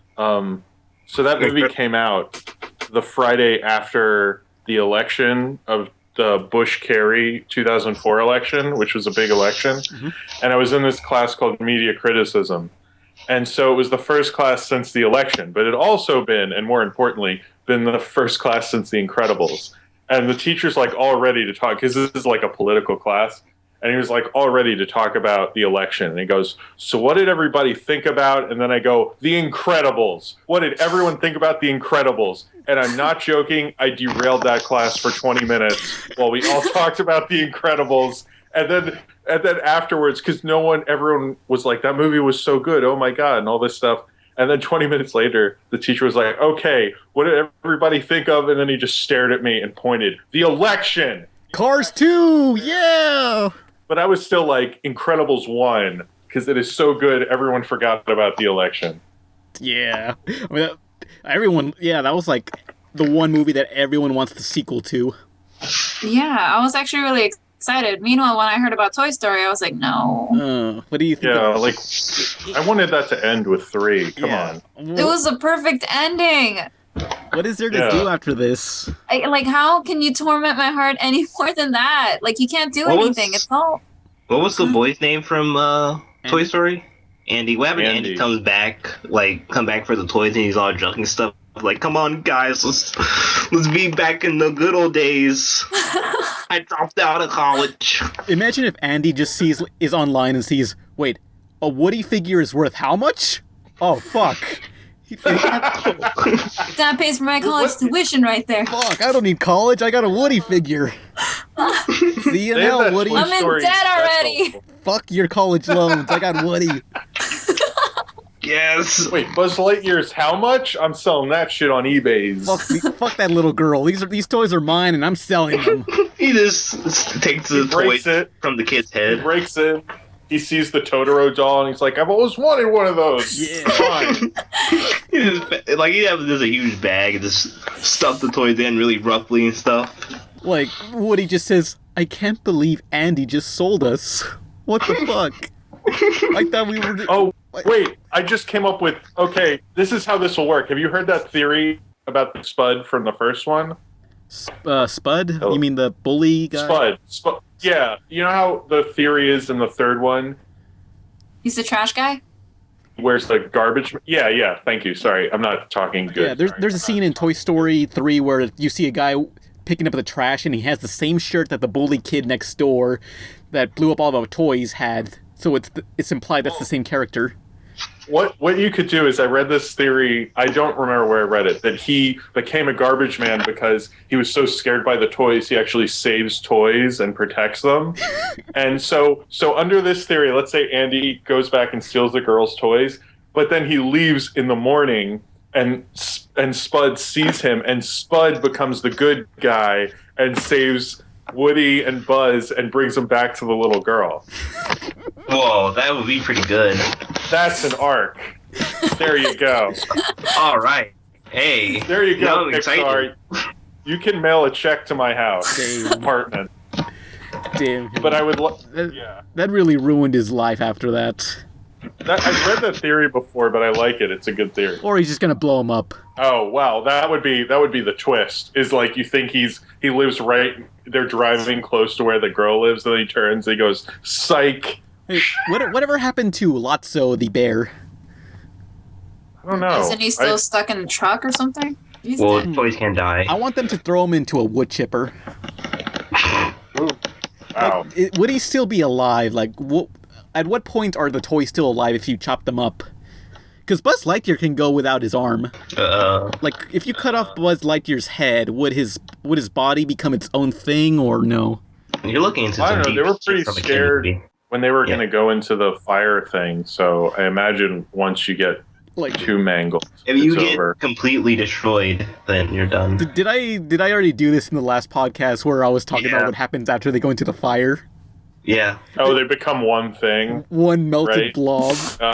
There's in the first Star Trek movie. Yeah. There's a thing where they're trying to transport two people, and they have a transporter problem, and then you don't know what happens to them, but someone over the intercom goes, "Whatever we got back didn't last long," and that was always like, wait, oh god, that sounds horrific. Oh shit! What the hell happened? You never know, but that was like supposed to be his Spock replacement, and he died, and they're like, okay, we have to get Spock. Damn. Crap. So yeah, Incredibles. I mean, that's a movie. They do a cool little reference with Jack running, in that when he runs, it's supposed to kind of be sort of like the part in Return of the Jedi with the speeder bikes. Yeah. It's kind of emulating that, and I like that cool kind of reference, because with Return of the Jedi, what they did... What? You're referring to Dash. Oh, what did I say? Jack. Yeah. Oh, sorry. Okay. With Dash, when Dash is running, and that happens, because with Return of the Jedi, what they did is they had a camera, and they had it at a really fast, I think it's a slow shutter speed, and sped it up like crazy. So that's why it's like so detailed, but still moving fast. Mm-hmm. And they emulated that when they did that scene. Or I remember I've listened to the commentary a lot of times. So. Yeah, that was the best part in the video game, where you're just playing as Dash and running through everything, even though it was confusing as hell sometimes. Yeah. Like, there were so many invisible walls that you just bash into. I remember watching the movie and I was thinking, like, wait, Dash can run on water? Why can't Sonic? I don't know. It was bullshit. Sonic sucks. That's the only thing I was thinking about. That's the reason Sonic sucks. That's why. You can't run on fucking water. What the hell? No, I think he did that in one of the games. Did he? Yeah, but that wasn't when fucking Incredibles came out. No, what a shame. Yeah, Incredibles. If only the sequel would come out eventually, hopefully never. Didn't it win? I think it won an Oscar for like sound editing. It's like one of the few animated movies to win an Oscar that's not like best song and best animated feature. I hope so, yeah. I think it did, as I recall, because the sound was like, if you ever get the DVD, it's a good way to test your TV and your sound system, because I've used it for every TV I've had, and this is super dorky, but you can use it to calibrate your TV, because it has a setup function, and you can actually set up your TV and like make your TV and sound system better. So, but I don't know about the Blu-ray, but I remember the old DVD, which I still have. Oh man, course. I remember if you bought the DVD to The Incredibles, there was like this weird, there was this short animated feature on there. It was like if Jack Attacks. Mr. Incredible and and Frozone. Oh my god, I love that. Have you watched it with commentary? What was it called? I mean, what was it parodying? Like this Clutch Cargo. There was this old... It is, yeah. Yeah. Where they don't have mouths, they just have lips from real people over the mouths. Yeah, basically what this is, it's parodying Clutch Cargo, this old 50s TV show where it's like two-dimensional drawings, but the mouths, it's kind of like the Annoying Orange, where it's just like real human mouths over cartoons, and this is what people did back then when they had no budget for animation, and this is what The Incredibles did, is made their own version of that. But the audio commentary is hilarious, because it's Samuel Jackson just like commenting on like, why is my character white? The adventures of Mr. Incredible with his pals Frozone and Mr. Skipperdoo. Hello, this is Mr. Incredible here with Frozone. You know, I've actually never seen this. Yeah, me neither. Several years ago, before the heroes were banned, we were approached about using our likenesses in a cartoon for kids by a producer named Irv Schechter. Wait a second, what's this? Is that me? What? I'm white. They made me a white guy? You're blackish. They made me a white guy. Maybe the prints faded. You're tan. That's powerful goodness. Ish? But isn't that dangerous? Wait. Is that supposed to be me? I sound like a what? A beatnik. Yeah, that's it. I sound like a beatnik. It was meant to sound cool. Well, it doesn't sound cool, and it doesn't sound like me. And then they have a rabbit. It's really funny. I don't know. I'll have to link to it in the description, but I don't know what it was called. Link me. I want to watch that. The Incredibles DVD has so many special features. It has the voice of what's her name? The daughter. But I think it's Sarah Vowell who did the voice. Violet, yeah, the voice of Violet. And it has her at home, like, because she's like an author. She's not a typical voice actor. Mm-hmm. And they have a thing with her. They have, like, so many cool special features. It's one of the best DVDs I think they ever made. Yeah. Probably. But I was thinking about... Crap, what was I... Fuck, why was I... Damn, I lost what I was going to talk about for the Incredibles. Damn. But The Incredibles does set itself up so well for a sequel that think, in 2004, I probably thought, this will happen by 2014, of course. Yeah, that's happened. Like, I remember the video game, they had the movie video game, and then they had another video game that came out like a year later called Rise of the Underminer, where it follows that bad guy they see at the end, and it's like, well, if the video game came out, then surely the movie's coming out, right? Yeah. The sequel? It's coming out? But it's kind of most Pixar movies are developed with the so-called brain trust together, and I think The Incredibles was developed by Brad Bird outside of Pixar, and then he brought it to it. Unlike Ratatouille was like a whole different thing. Yeah, because if you look at like the writers for like each Incredibles movie, they all have a whole group of writers, but for The Incredibles, you just see directed by Brad Bird, written by Brad Bird. Yeah, it's like, because they loved The Iron Giant. They were like, they wanted to make a Brad Bird movie. Yeah, so. It's like, we loved Iron Giant, which was a financial failure. Here, make your own Pixar movie. And it worked. Oh, man. I mean, I hope they bring him back, because that was, when I first saw Ghost Protocol, I loved it. But then I was like, if he never comes back to animation, I'm going to be really disappointed. Yeah. But... they actually offered him Star Wars, apparently, and he couldn't do it because he was working on the movie that's coming out this summer. But I would have loved if he had done Star Wars. Yeah, Star Wars 7. Anyone see Star Wars 7's trailer? Didn't it? What the fuck? Those are scenes, all right? Yep, those are scenes. It had a guy in a stormtrooper outfit. It had a... I was actually disappointed when it ended because I thought I was going to get to see Luke and Han and Leia and Chewie. They're all in wheelchairs. Well, I don't know. It's been like my whole life I've been wanting to see those guys, play those characters again. And all the hype right before was like, this is the first time in 30 years we've seen Luke Skywalker, Han Solo. So it was like primed. And it was still fun and exciting, but like the first time when Star Wars came up, I was like kind of disappointed that I didn't see those people. But I need to get over my nostalgia. Really, that's my own fault. what I would want is some more animated features made by Genndy Tartakovsky, but I guess that didn't happen. I hope they re-release Clone Wars on a Blu-ray or something, because that was so good. The 2D animated Clone Wars, which might be a little weird because Disney owns Star Wars, and that's a Cartoon Network production, and I guess I think George Lucas said, yeah, these aren't canon.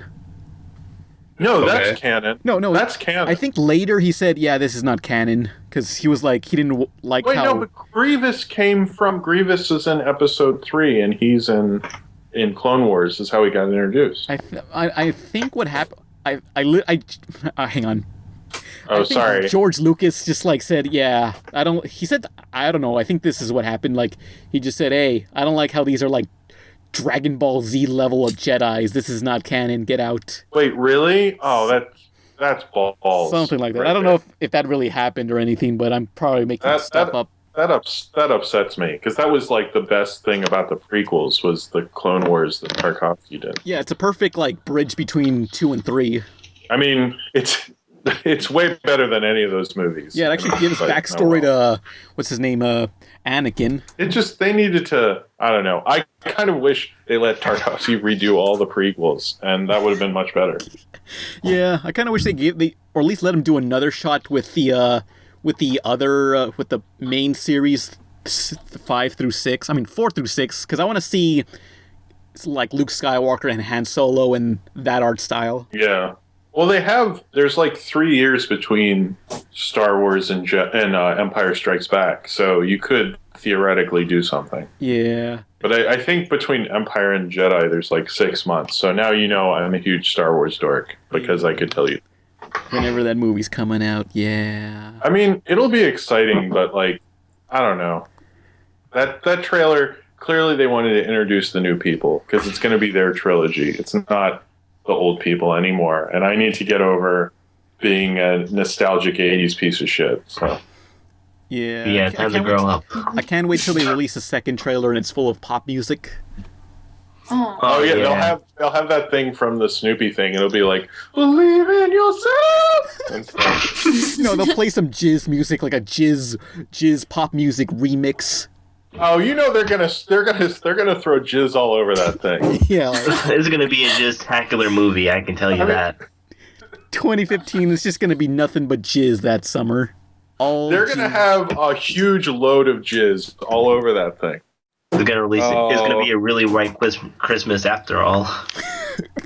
People all over me like, damn, have you heard of this new jizz? It's the greatest jizz I ever heard in my life. I love this warm jizz in my ear. Oh man, this is in their headphones, and the headphones are warm. Damn, you guys are still listening to jizz? That's so 6 months ago. Oh, that jizz smells like rotten eggs. Don't listen to that. Listen to that. Every time you bring it up, I can't help. I make jizz jokes. Man, this jizz song really sticks with you. It won't come off. It's stuck in my head forever. Ever since you started listening to that jizz music, your sheets are all sticky. Because he's not cleaning them. He's too into the music. That's what I was saying. I'm not insinuating anything else. You don't understand, Mom. Jizz is my life. Yeah. I can't control when I listen to jizz. It's all over. Oh god, my jizz CDs are all over the floor. How am I going to clean this up?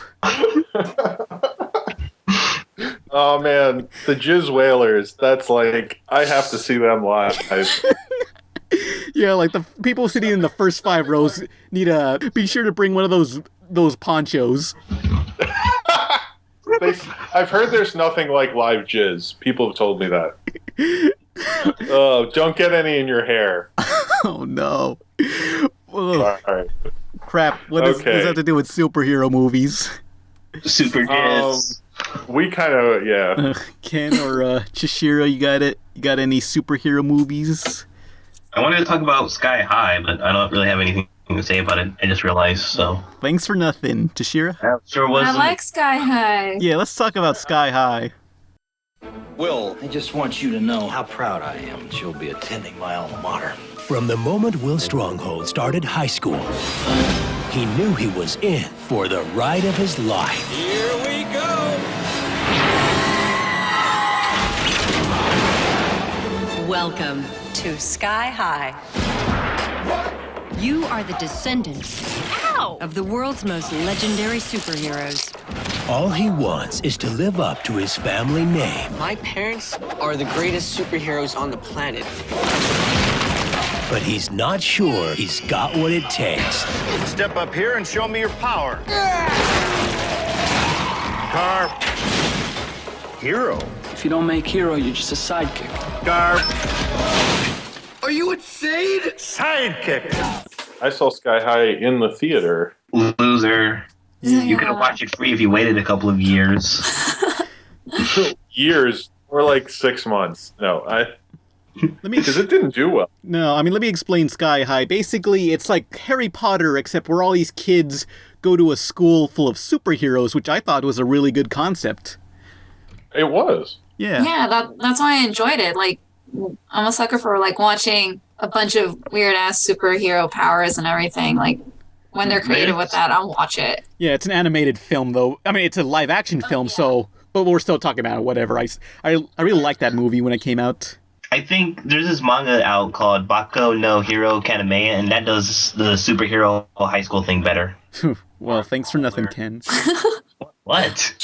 Whoa. Fucking Sky High movie. We're trying to give credit to Sky High, and here you are trying to, like, sandbag it. It does it better. It's a better thing. It's a better story. This is like a sitcom from Disney, but it's a movie that people put money into, and no one saw. A lot of people compare Sky High to basically an episode of Power Rangers, which it kind of felt near the end. Yeah, but it was better than that. I mean, you even had the bully characters who were like Bulk and Skull, the fat guy and the skinny guy. Oh, yeah. Yeah. And then the thing where they turn them into babies and stuff. That was weird. It was definitely a Disney movie. I liked Kurt Russell. Kurt Russell's best if he's in playing something kind of ironically or self-aware. And that's like, because like Big Trouble in Little China or something. Mm-hmm. And he was really good in that. Every time I rewatched Sky High, I was like, man, I wish people knew how to use Kurt Russell better. Who was I like Kurt Russell. In that movie? He was the dad. Oh, okay. He's the dad. But yeah, he's an interesting fellow, that Kurt Russell. Yeah, remember the scene where the school was falling to the ground? Because it's a school in the middle of the sky. You know how that's why it's called Sky High. Yeah. Oh, I thought because the students at that school always got high. Legalize it. I mean, that was also why, because they were high enough in the air that they could legally smoke weed all the time. Yeah, like at what point are you above the law that you don't have to stay in the ground level? I don't know. It's probably. Well, I don't know the airspace laws. Yeah, so, I mean, off the top of my head. If you go a certain amount of miles away from shore into the ocean, like, there are no rules, so whoever owns the ship owns the rules. Yeah, no rules, just good food. Yeah, no rules, just 420 all day in Sky High. But yeah, in that scene where the school was falling to the ground, it was about to crush some person's house, and the person the person's house it was going to crush was actually Tom Kenny, the voice of SpongeBob and Ice King. Huh. Really? Oh, yeah? Yeah, that guy that they nearly killed was Tom Kenny. Tom Kenny nearly died in this movie. Whoa, Tom Kenny voiced SpongeBob? What? Fuck you. Oh my god. They had a lot I never knew that. The adult casts in Sky High were like a real interesting bunch, because didn't they have Bruce Campbell and two of the kids in the hall and like a bunch of it was a interesting group of people. Yeah, it was a weird casting for all these characters. I think the movie would have been better if it was animated. Oh yeah, speaking of that, you guys know in Fairy Odd Parents, Timmy Turner would always watch this show called Crash Nebula. Mm-hmm. Well, they were going to give that character Crash Nebula his own TV show where he goes to a space school and he's the only human there. I remember saying that. Yeah, they kind of disguised it as an episode of Fairy Odd Parents, and the art style was completely different, but it kind of had like this old 50s comic book style where the colors are a little more faded out, but it still looked really good. And that just became a pilot, and Nickelodeon went instead with Danny Phantom. So, yeah, but Butch Hartman, the creator, decided to try to make this into an live-action film, but Sky High was out at the time, so Paramount said no. It was too Oh, because Sky High didn't do that well. Yeah, so it's like, well, Sky High didn't do well, and why should we give a shit about Crash Nebula? I mean, I love Sky High, but it is a little too dorky for like a normal person, you know. When did Sky High come out? Was this like 90s or? Oh, it came out like, No, 2000s. 2000. It was like 2000. It feels really 2005. Yeah, around that. Wasn't it? 4 or 5 Was it around there. 4, 5, feels 6. pretty 90s. 7, 8, 9. Yeah. Pretty good movie. Yeah. Yep, guys, that was sort of... Ken or Ceshira. I don't know, I feel like you guys are very quiet today. Well, I was talking all along. I mean, a lot. Ken's been talking. Okay, I don't know. Yeah. Ceshira's been talking. I don't know, sorry. A bit. Oh, dude, I just ate so much food, that's why. Yeah. Yeah. They had some crappy powers. Like, I remember there was one character's power was to turn into a hamster. Guinea pig. Oh, yeah. A guinea pig. Guinea pig. Ow. No, she was a goth guinea pig because she was black but had purple streaks on her. Uh-huh. Of all things, that's her power. That's... Wow. I can't blame her for being so emo then, because her fucking power sucks. Oh, damn it. What a stupid movie. I'm not even Hamtaro. This sucks. Yeah. So is that all the animated films, superhero films that we can think of that we actually watched? All 3 of them. I think so. Yeah. You know. Well, the only... I guess that the thing I learned from looking up animated superhero films is that DC has totally kicked Marvel's ass. That's the main... I mean, I knew it before, but when I looked at it, and I looked at both the reputations of all the Marvel ones versus the DC ones, I was like, whoa, damn. Yeah, showed them. It's like not even a fight, really, you know? So, I think, you know... If you're looking for animated superhero movies, DC is where it's at, I guess. Yeah. So you want to get into the questions? Actually, can I go to the bathroom real quick? Yeah, let's take a break. Back? Let me stop recording.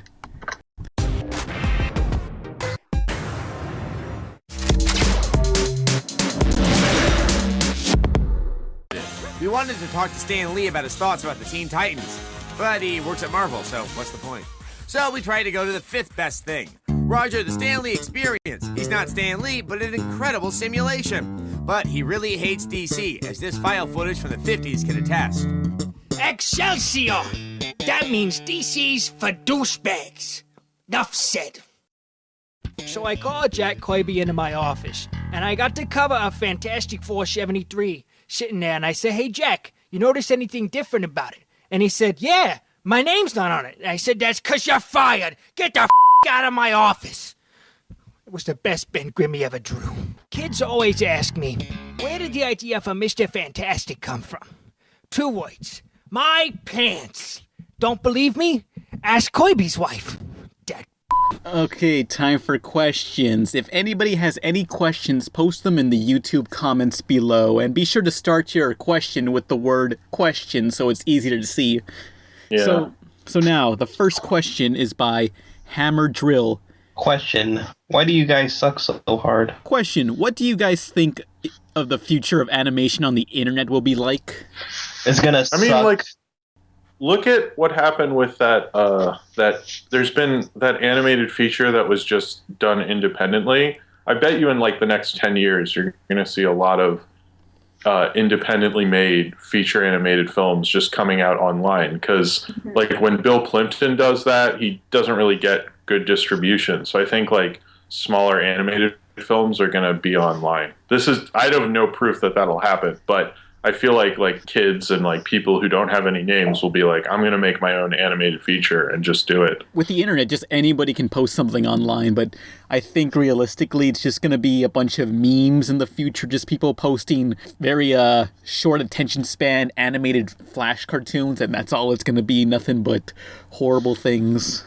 Okay. Well, if someone has enough money and time, I feel like they could do something. I don't know. That's what what Cartoon Hangover is doing is that they're just, because Fred Siebert, the creator of Frederator, he knows that the future of animation is with the internet, so that's what he's doing with Cartoon Hangover. Yeah, it has to. I mean, I kind of assumed that when Legend of Korra started switching over to like online streaming, and I was like, at first I was disappointed, but then I realized that's where it's going to be anyways. I mean, nobody really watched Young Justice when it was airing on TV. They all went online to go watch it.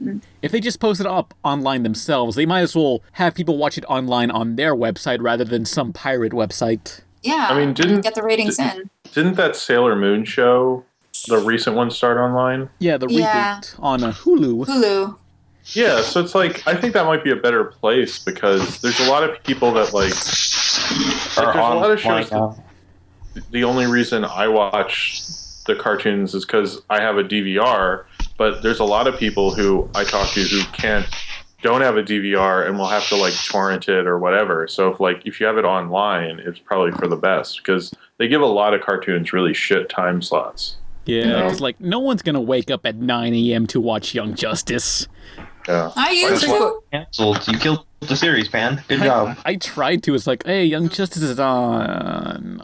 I mean, like the one show, I think, Sanjay and Craig? That show would be a lot bigger if it wasn't on Saturday mornings, which is like a death. If they gave it a good time slot, like 6 or 7 when regular show and Adventure Time are on, that show would be where those shows were in their first season. But it's like way behind because no one's heard of it, you know. It's not an amazing show, but, you know, it would be a little better. I don't think Nickelodeon really cares anymore. I don't know. No, I know for a fact they don't care. They just want to make SpongeBob shit, and that's all. So. Nothing but SpongeBob for the rest of our lives. I've heard them say like they don't like experimentation at all, which is reflected in that they don't make really good shows anymore, or if they do, they push it online or whatever, you know. They like make a new show and then it's on there for like a week and then it's gone. It just, I don't know. They need to believe in their creators more, because if they did, they could be doing what Cartoon Network's doing right now. Yeah, I don't think anyone wants to work at Nickelodeon. Is Fairly Odd Parents still airing? Yep, it's still making new episodes, I think. Still making it? Okay, so it's SpongeBob and Fairly Odd Parents then. Yeah, I keep forgetting Fairly Odd Parents is still running in. Actually, I always forget that too. Yeah. Do they still have a dog? Yeah, they got a dog and a baby. Poof poof. I think that maybe they'll have like, I don't know, what's next that they can put in? They go to space, no? Wacky minority sidekick. A dinosaur. This is gonna be a dog and a dinosaur. A buddy cop comedy. Just put some cops in there. Timmy's gonna have another he's gonna have a real little brother and stuff, and they're gonna work together. Oh no! It's gonna be like Omi from Shaolin Showdown, the little clone of Omi that's just him, but with a lighter pitched voice. It's exactly like Timmy, but instead of his shirt being pink, it's like like blue. And they're all voiced by Tara Strong, of all people.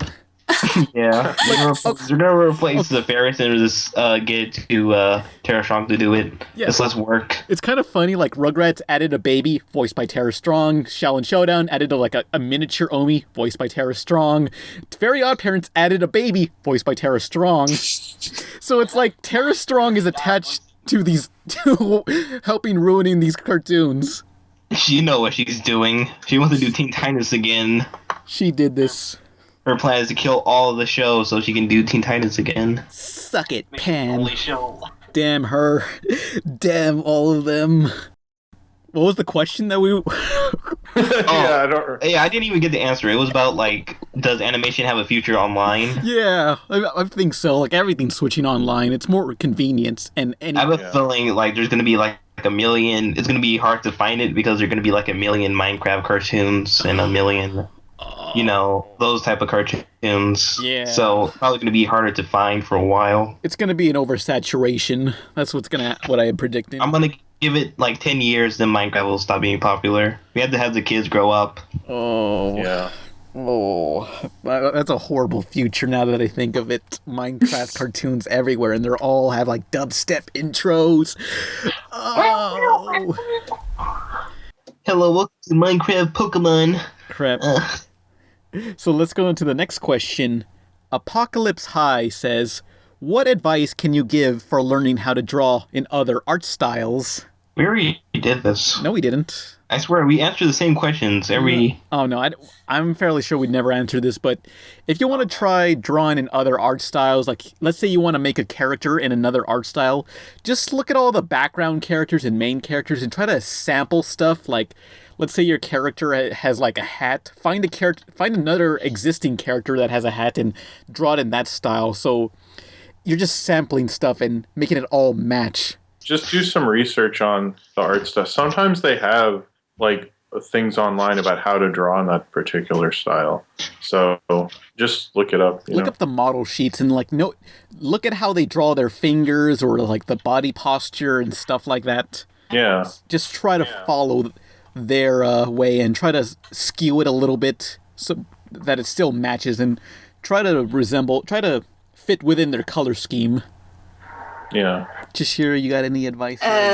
Step back a little bit from the animes, because I realized that that's kind of what, while I was drawing, a lot of people would always point out, like, oh, that looks so totally anime. And I'm like, that's not anime. That looks totally anime. And you're like, oh, no, that's all you see from me. So I suggest going straight into the complete opposite of what it is that you're actually drawing, and just try to reference the hell out of that and try to get a hold of that, and maybe after a while combine the two opposites together and try to create your own style and see what you really like from certain aspects. Like maybe you like the way certain eyes look in this one and then certain mouths on that one, and just try to just get different art styles in there and whatever that's pleasing to your eyes, and don't just stick to one base, because that's horrible. And then if not, your friends are all going to criticize you. If you draw the Mona Lisa, they'll say it's still anime, though I don't know why, but they will. And that's my advice. Just try to like as hell. No matter what you do, everything will be anime. Everything you do will be anime. Hey, Ceshira, how many how to draw manga books did you own? Am I bringing back terrible memories? Dude, I used to have one of those books. Those books were awesome. Oh. It was funny because I never owned one. Like my friends would always give them to me. I would own one for like a month, and I think it was an old friend named Lane. She gave me that. But then 2 years ago, I entered a Teen Titans contest on DeviantArt. Don't judge me. Uh-huh. And he ended up giving me 5 book series of how to draw manga and anime, and it's in my corner right now. I don't know what to do with it, so I guess I want to say 5 for now. Wait, how recent was this? I don't know, 2 years ago, probably, or 3. I was expecting 2 weeks ago you entered the DeviantArt contest. The prize was a month subscription, and then I had to come with the book, okay? I couldn't say no. I had to get it, and I got those books. I remember reading a how to draw manga book, and I was like, it said something about if you have your character have green hair, it would show how he's energetic and stuff. Oh my god, is that what I think it is? What? Whoa. Wait, everyone be quiet for a second. I think I heard something. Rocket Power is the best show ever. Uh-oh. Oh, you're back. How was the Rocket Power fucking show? Yeah, how much Rocket Power did you watch? I watched the series twice. Wow. Whoa. Nolan's back. Yeah, I was... Is that including the movie? Oh. There was a movie? There was a straight-to-video movie where they go to New Zealand. Okay, I'll be right back. Oh, he's gone again. Well, that was fun. He got to watch the movie now, so... Great. He didn't know there was a fucking movie. His life still isn't complete yet. There's another movie he's gonna watch. But is he gonna watch it 2 times in a row? Okay, I'm back. Okay. Oh. Okay. Oh wow, that movie was. I don't know if any of you own a hyperbolic time chamber, but they're a pretty worthy investment. We were just answering the question, what advice can you give for learning how to draw other art styles? I don't know. I usually just look at the style and I'm like, what do they do? What are they going for exactly? And then I just draw it. Yeah, well, to sum it up, just look at all their character designs, all the background characters, and just sample stuff from each one, how they draw those body types, or how they draw a hat, or just pay attention to the face, because you gotta draw I don't know, just like look at the eyes and how they draw expressions. Oh, I have an idea. Nolan? No, that's a terrible idea. Sometimes like shows with like really involved crew like Steven Universe or Adventure Time, they'll release like behind the scenes stuff, and like sometimes they'll have like how to draw good characters, like that. Like Adventure Time released a how to draw good Jakes, and it really like goes into detail about what makes what's a good Jake drawing or whatever. I was thinking like you get the image of the character and then you just try and break them down into shapes or something. I don't know. Well, that's just drawing in general. You know, yeah, just gotta know how that body shape works. So let's go on to the next question. Miranda Rodriguez, question. I'm thinking about doing a podcast. Do you think doing a, quote, regional theme is a good idea, or is it too specific and won't captivate enough of an audience? We have to do one too. I think region. What do they mean a regional theme? Regional. I listen to a podcast that's like I'm from Baltimore. Fuck you, Baltimore! If you're dumb enough to buy a new car this weekend, you're a big enough schmuck to come to Big Bill Hell's Car. Bad deal. Cars that break down. Thieves. If you think you're gonna find a bargain at Big Bill, you can kiss my ass. It's our belief that you're such a stupid motherfucker. You'll fall for this bullshit. Guaranteed. If you find a better deal, shove it up your ugly ass. You heard us right. Shove it up your ugly ass. Bring your tray. Bring your title. Bring your wife. We'll fuck her. That's right, we'll fuck your wife. Because at Big Bill Hell, you're fucked 6 ways from Sunday. Take a hike to Big Bill Hell, home of challenge pissing. That's right, challenge pissing. How does it work? If you can piss 6 feet in the air straight up and not get wet, you get no down payment. Don't wait. Don't delay. Don't fuck with us or we'll rip your nuts off. Only at Big Bill Hell. The only dealer that tells you to fuck off. Hurry up, asshole. This event ends the minute after you write us a check. And it better not bounce or you're a dead motherfucker. Go to hell. Big Bill Hell's Cars. Baltimore's filthiest. And exclusive home of the meanest sons of bitches in the state of Maryland. Guaranteed. I guess regional means like whatever state or county or wherever this person lives. And like they talk about like Baltimore stuff and they have a decent following, but when you're doing regional stuff and not like this podcast, we're not talking about where we're all from, you know? Yeah. And like that's politics. I mean, you're gonna limit where people can hear you and the kind of people who are gonna listen to you. So take that under consideration.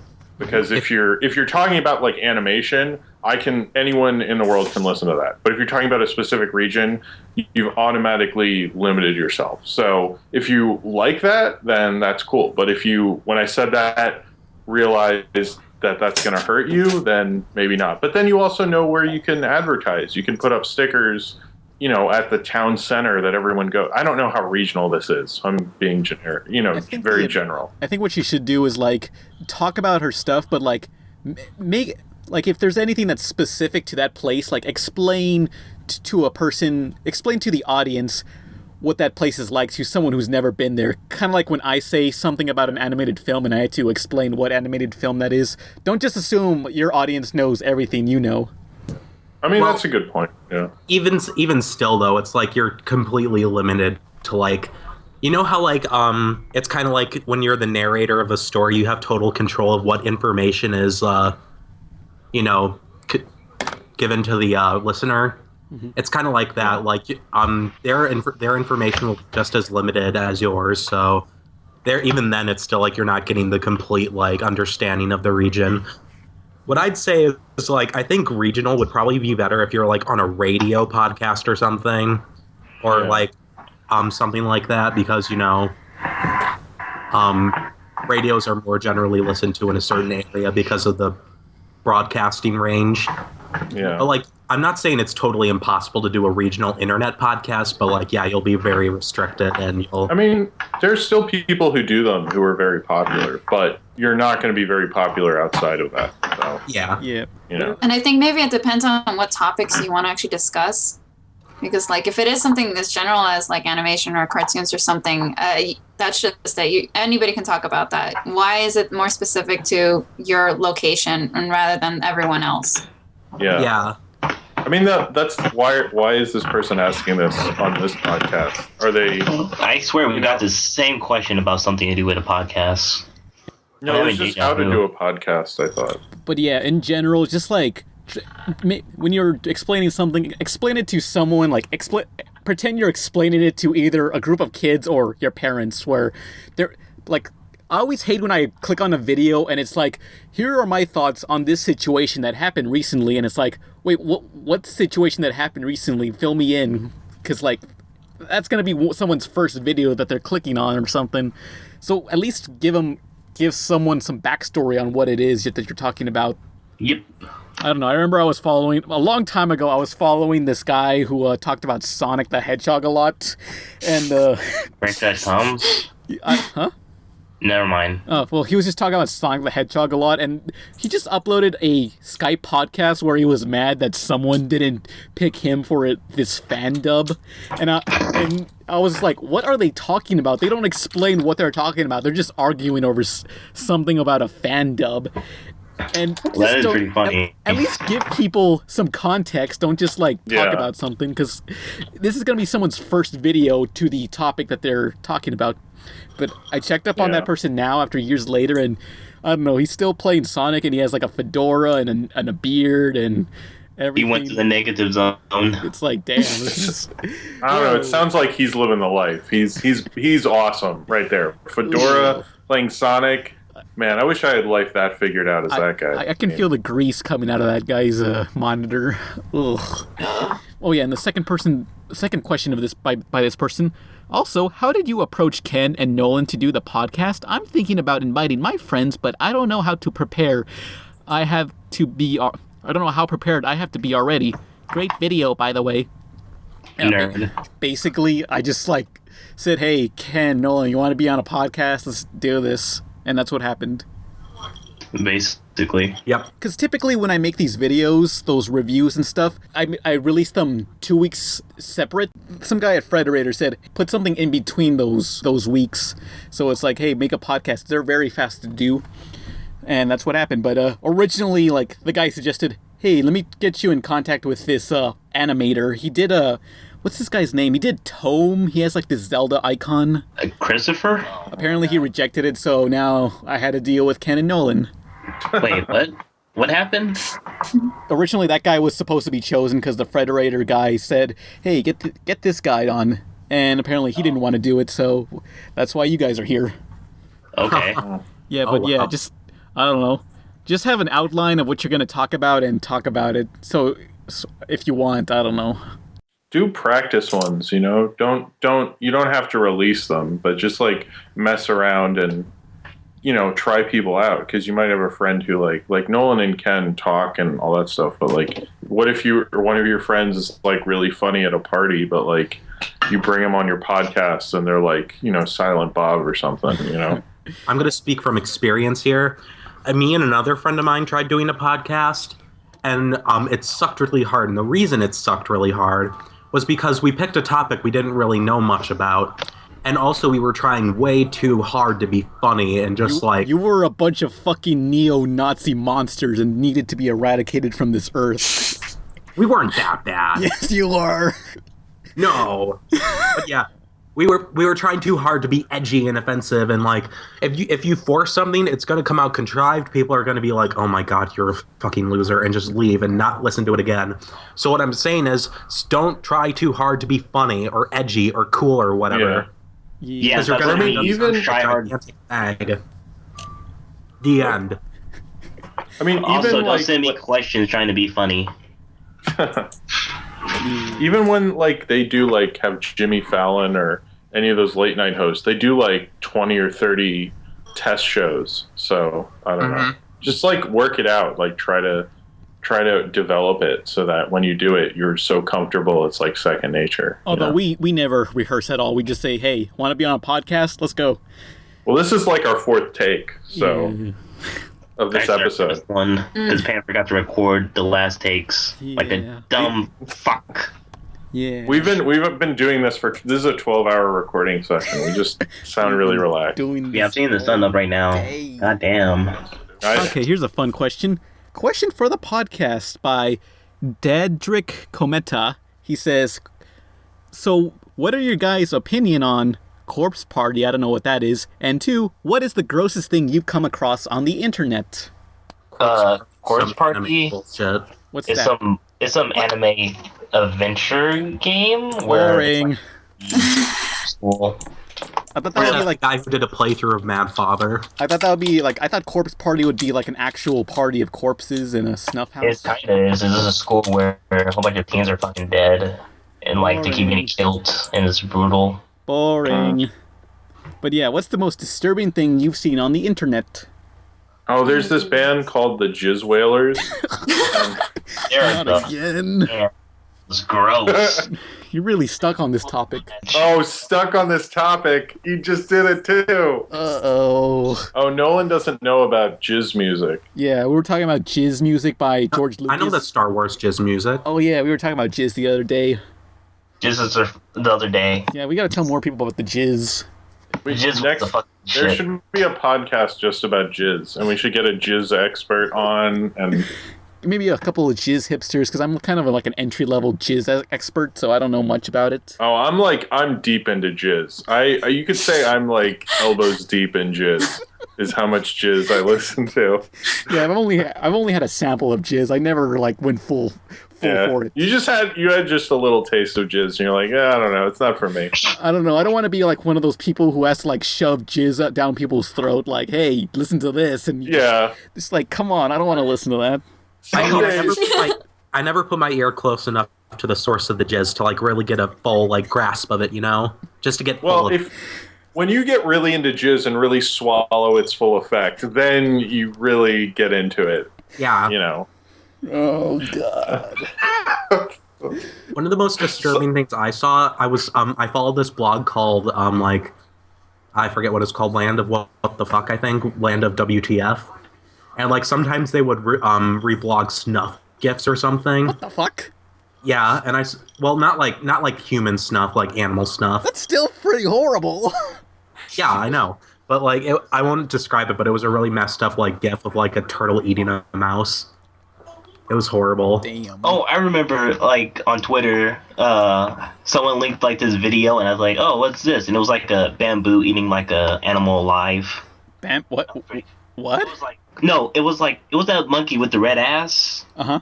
A bamboo. Yeah, it was, like, eating a bamboo, and he was eating, like, an animal alive. That was fucked up. Damn. I forgot what animal it was. I think it was a deer. I'm not sure. I once saw a video of, like, a snake eating another snake. That's pretty metal. Yeah, that's metal. Who's ready to see Eaten Alive on Discovery Channel? Oh shit, yeah, there's this thing that they're doing for Discovery Channel is that some guy built an armored suit and his goal is to get eaten alive by a giant snake and survive on TV. It either already aired or will air. I hope. I don't know. I want to see that. Yeah, I know.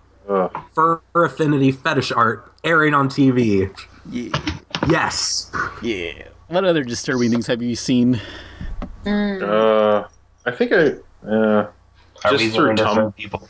Yeah. Through Tumblr, I've seen so many disturbing things. Like, I don't know. You'll be scrolling down, and you're like, thanks for ruining my day. Yeah. Someone once sent me the entire script of the Bee movie to my inbox. That was disturbing. Oh. Like, I clicked on that. I clicked on read more because I kept thinking this couldn't be it, and it was. It dragged on. I'm sorry. I'm gonna send the entire script to Shrek now. Let's see how that turns out. I don't know. My friend from school, my Sundre friend who, I don't know, I followed her. We followed each other's blogs, and I check out her blog, and she's into some freaky shit, like people getting sliced open with their stomachs coming out. Whoa. Teeth being extracted. Nice. One of the anime drawings she has blogged was two dudes doing each other and putting their finger in the other's mouth until he vomits. You should censor all of this so it'd be funnier. Who are you friends with? You say I'm messed up, and then you say, oh, I have all these friends who like all this snuff and shit, and I'm like, okay, Pan. You know, I was like, I used to joke on the podcast about slicing open Raven and sleeping inside her, and then I find this girl was like actually legitimately into this stuff. It's like, I didn't know that there was people like that, huh? You were joking? I thought you were serious. No one can tell when I'm joking or not, because I remember at Comic-Con there was this Marceline cosplayer who was saying, hey, yeah, I saw your podcast. Is it true that you want to slice open Raven and sleep inside her? Don't judge me. It's like, whoop. This is a world where we live in where we can't tell if people are being Yeah. sarcastic or not with their fetishes. There's no judgment at Comic-Con. Damn, Right? I've never been. It's like, I'm not into that, but it's like, well, this girl at school is. That's crazy. Yeah. Oh, wait, you could have done the runaway noise. Sorry. Then that girl was like, wait, you're into that? And then she ran.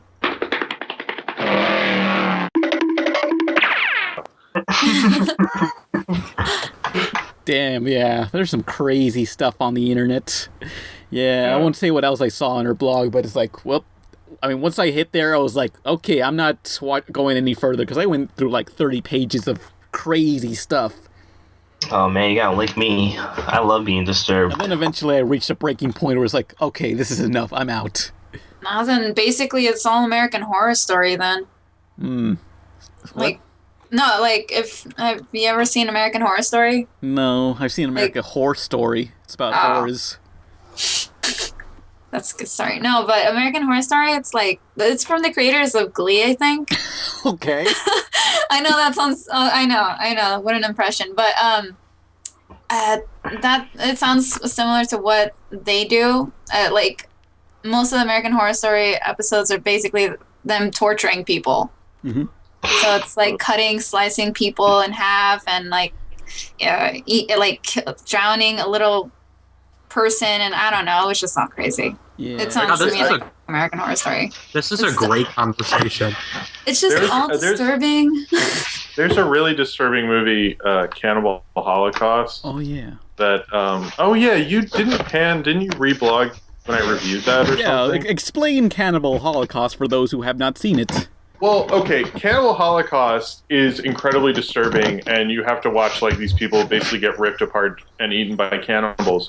But it's actually kind of a part of film history because it introduced the found footage genre, and it came out in the 70s, and it's kind of cool because you know how in a found footage movie like a Blair Witch or Paranormal Activity, they're like, this footage was found, and then somehow it's edited together, and you're like, what freak would edit people being murdered in this movie universe, you know? And in Cannibal Holocaust, this news team went to see these tribes in the rainforest in Brazil or something. I might be totally off on that one.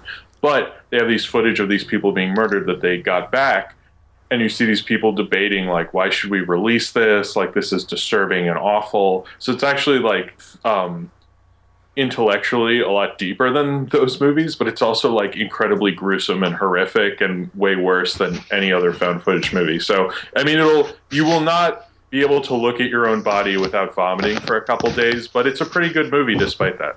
Yeah, people actually, they actually killed animals on that production of that film, but there's a scene with a turtle that's really disturbing. Like I used to have a turtle as a pet, and it was like really hard for me to watch that part. What they do? I don't think I'd ever see it again, but it's worth watching once and then not being able to look at your loved ones for a couple days. What they do to the turtle?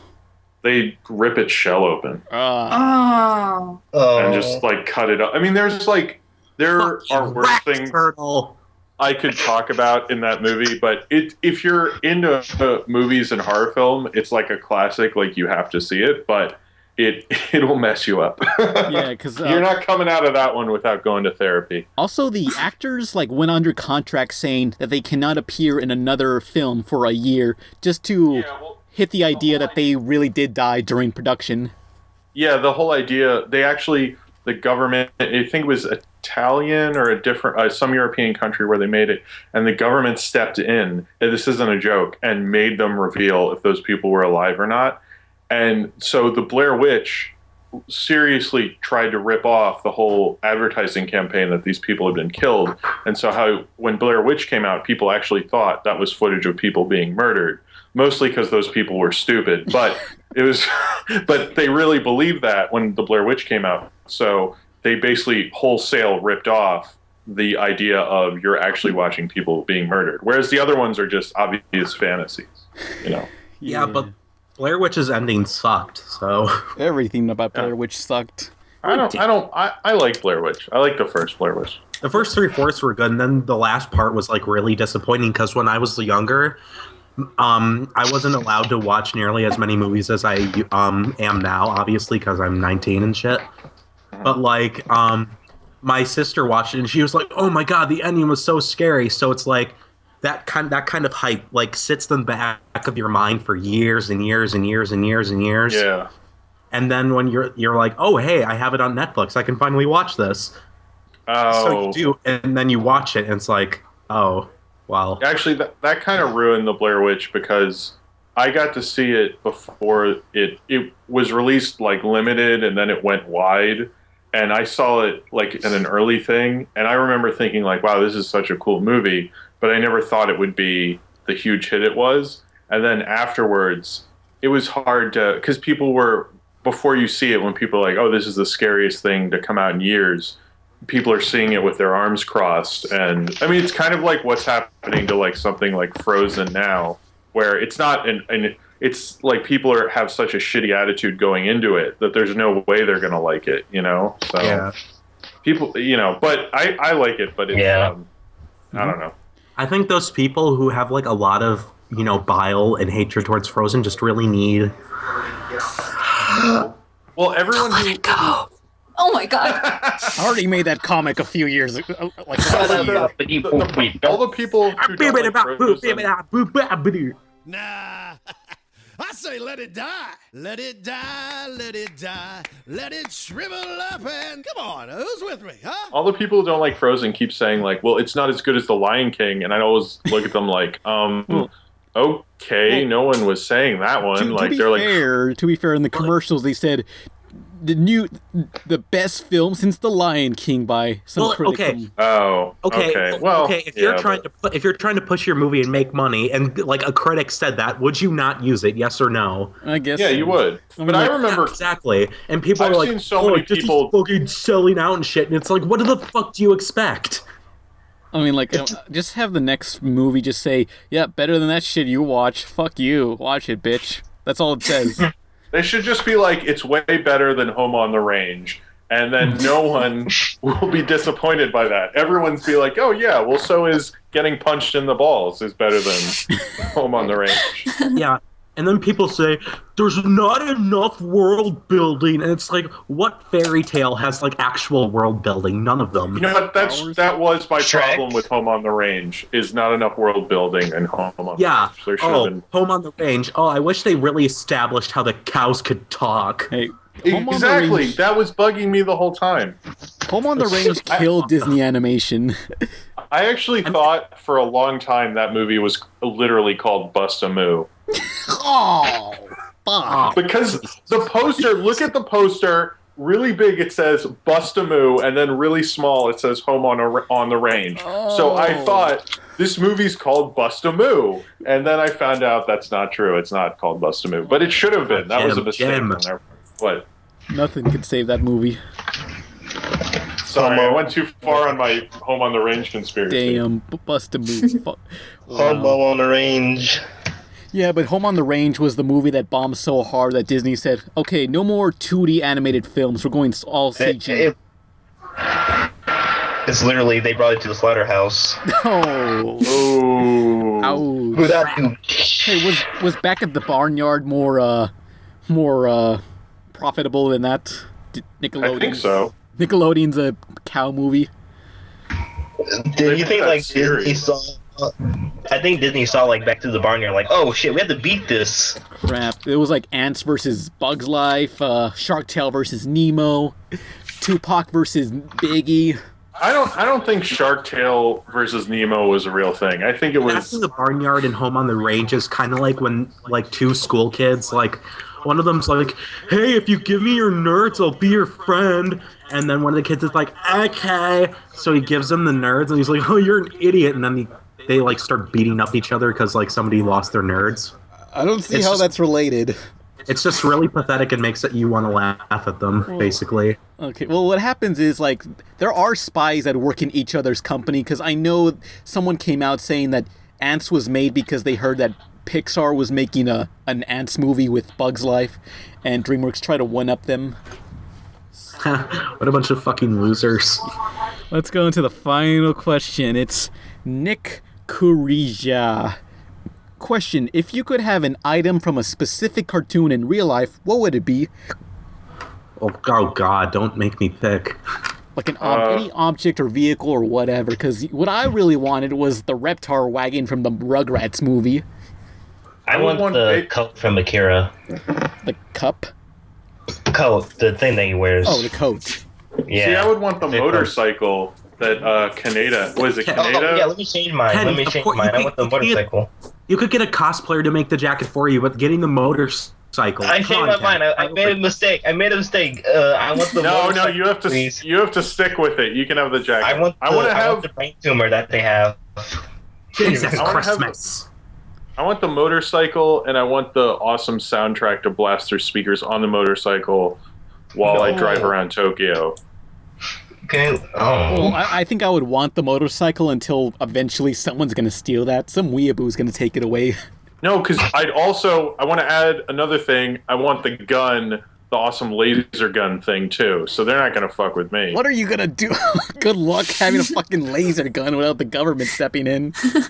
Yeah, that's true. Damn. Actually, I wouldn't mind having Baymax. I feel like we would get along, me and Baymax. Yeah, but if this was some sort of... I'm like, you stupid fucking robot. Like, you would go drinking with Baymax, but you don't give him a drink. You just, like, let his batteries rot. Watch him get drunk on his own. You forgot to take care of him. He just... let's go save the world, hero. Ceshira, you got anything that you'd want from a cartoon? Would it be cheating? I was gonna say, would it be cheating if I could just ask for the Dragon Ball so I can get more wishes? That's bullshit. No. Damn it! Okay. What the hell do I want? Wait, you know what you could do? Get the Dragon Balls to wish for the genie's lamp and get more wishes through that. Fuck you all. Boom! There I go. That fucking burnt. That's so convoluted. Come on. But then after that, re-ask for the Dragon Balls, and then ask for... Never mind. This is over. Damn. I don't know. What is there? I kind of want Generator Rex's arms. I just want a friend. That's not an object. This all makes sense. This is why Ken hates Rocket Power, because Otto has friends. Oh, that makes sense. You found out. Yep, that's the reason why I hate it. Son of a bitch, Jim. I'm sorry. I don't have any tubular friends like the friends in Rocket Power. I'm sorry. Wow, that's deep right there. Yeah, we finally cracked the case. As Otto would say, that's bodacious. What does Otto say? I don't know what he said. Even I don't think I didn't watch that show. They never said bodacious. I don't think so. Even they had some standards. Didn't they say radical, man? Yeah, they said shoobies and radical. Yeah, he would be like maximum shoobies. Yeah, 420 all day, yeah. 420, 69. I totally beefed that one, bro. Well, if no one has anything else to say, then I guess this is the end of the podcast. Yep. Yep. I'm Pan Pizza. Who are you people? Who are you? I'm Nolan. I just finished watching Rocket Power all the way through twice. With the movie. So, what do you think about the series? Is it better than Evangelion? Yes. Rocket Power. That's for you. Okay, moving on. Yeah. So I'm Pan Pizza. Who are you people? I'm Jim. Bye, everybody. I'm Cecilia. I'm from Zone. Yeah. Incredibles. Yeah. Oh, good night, everyone. Good night. Good night, fuckers. Fuck you.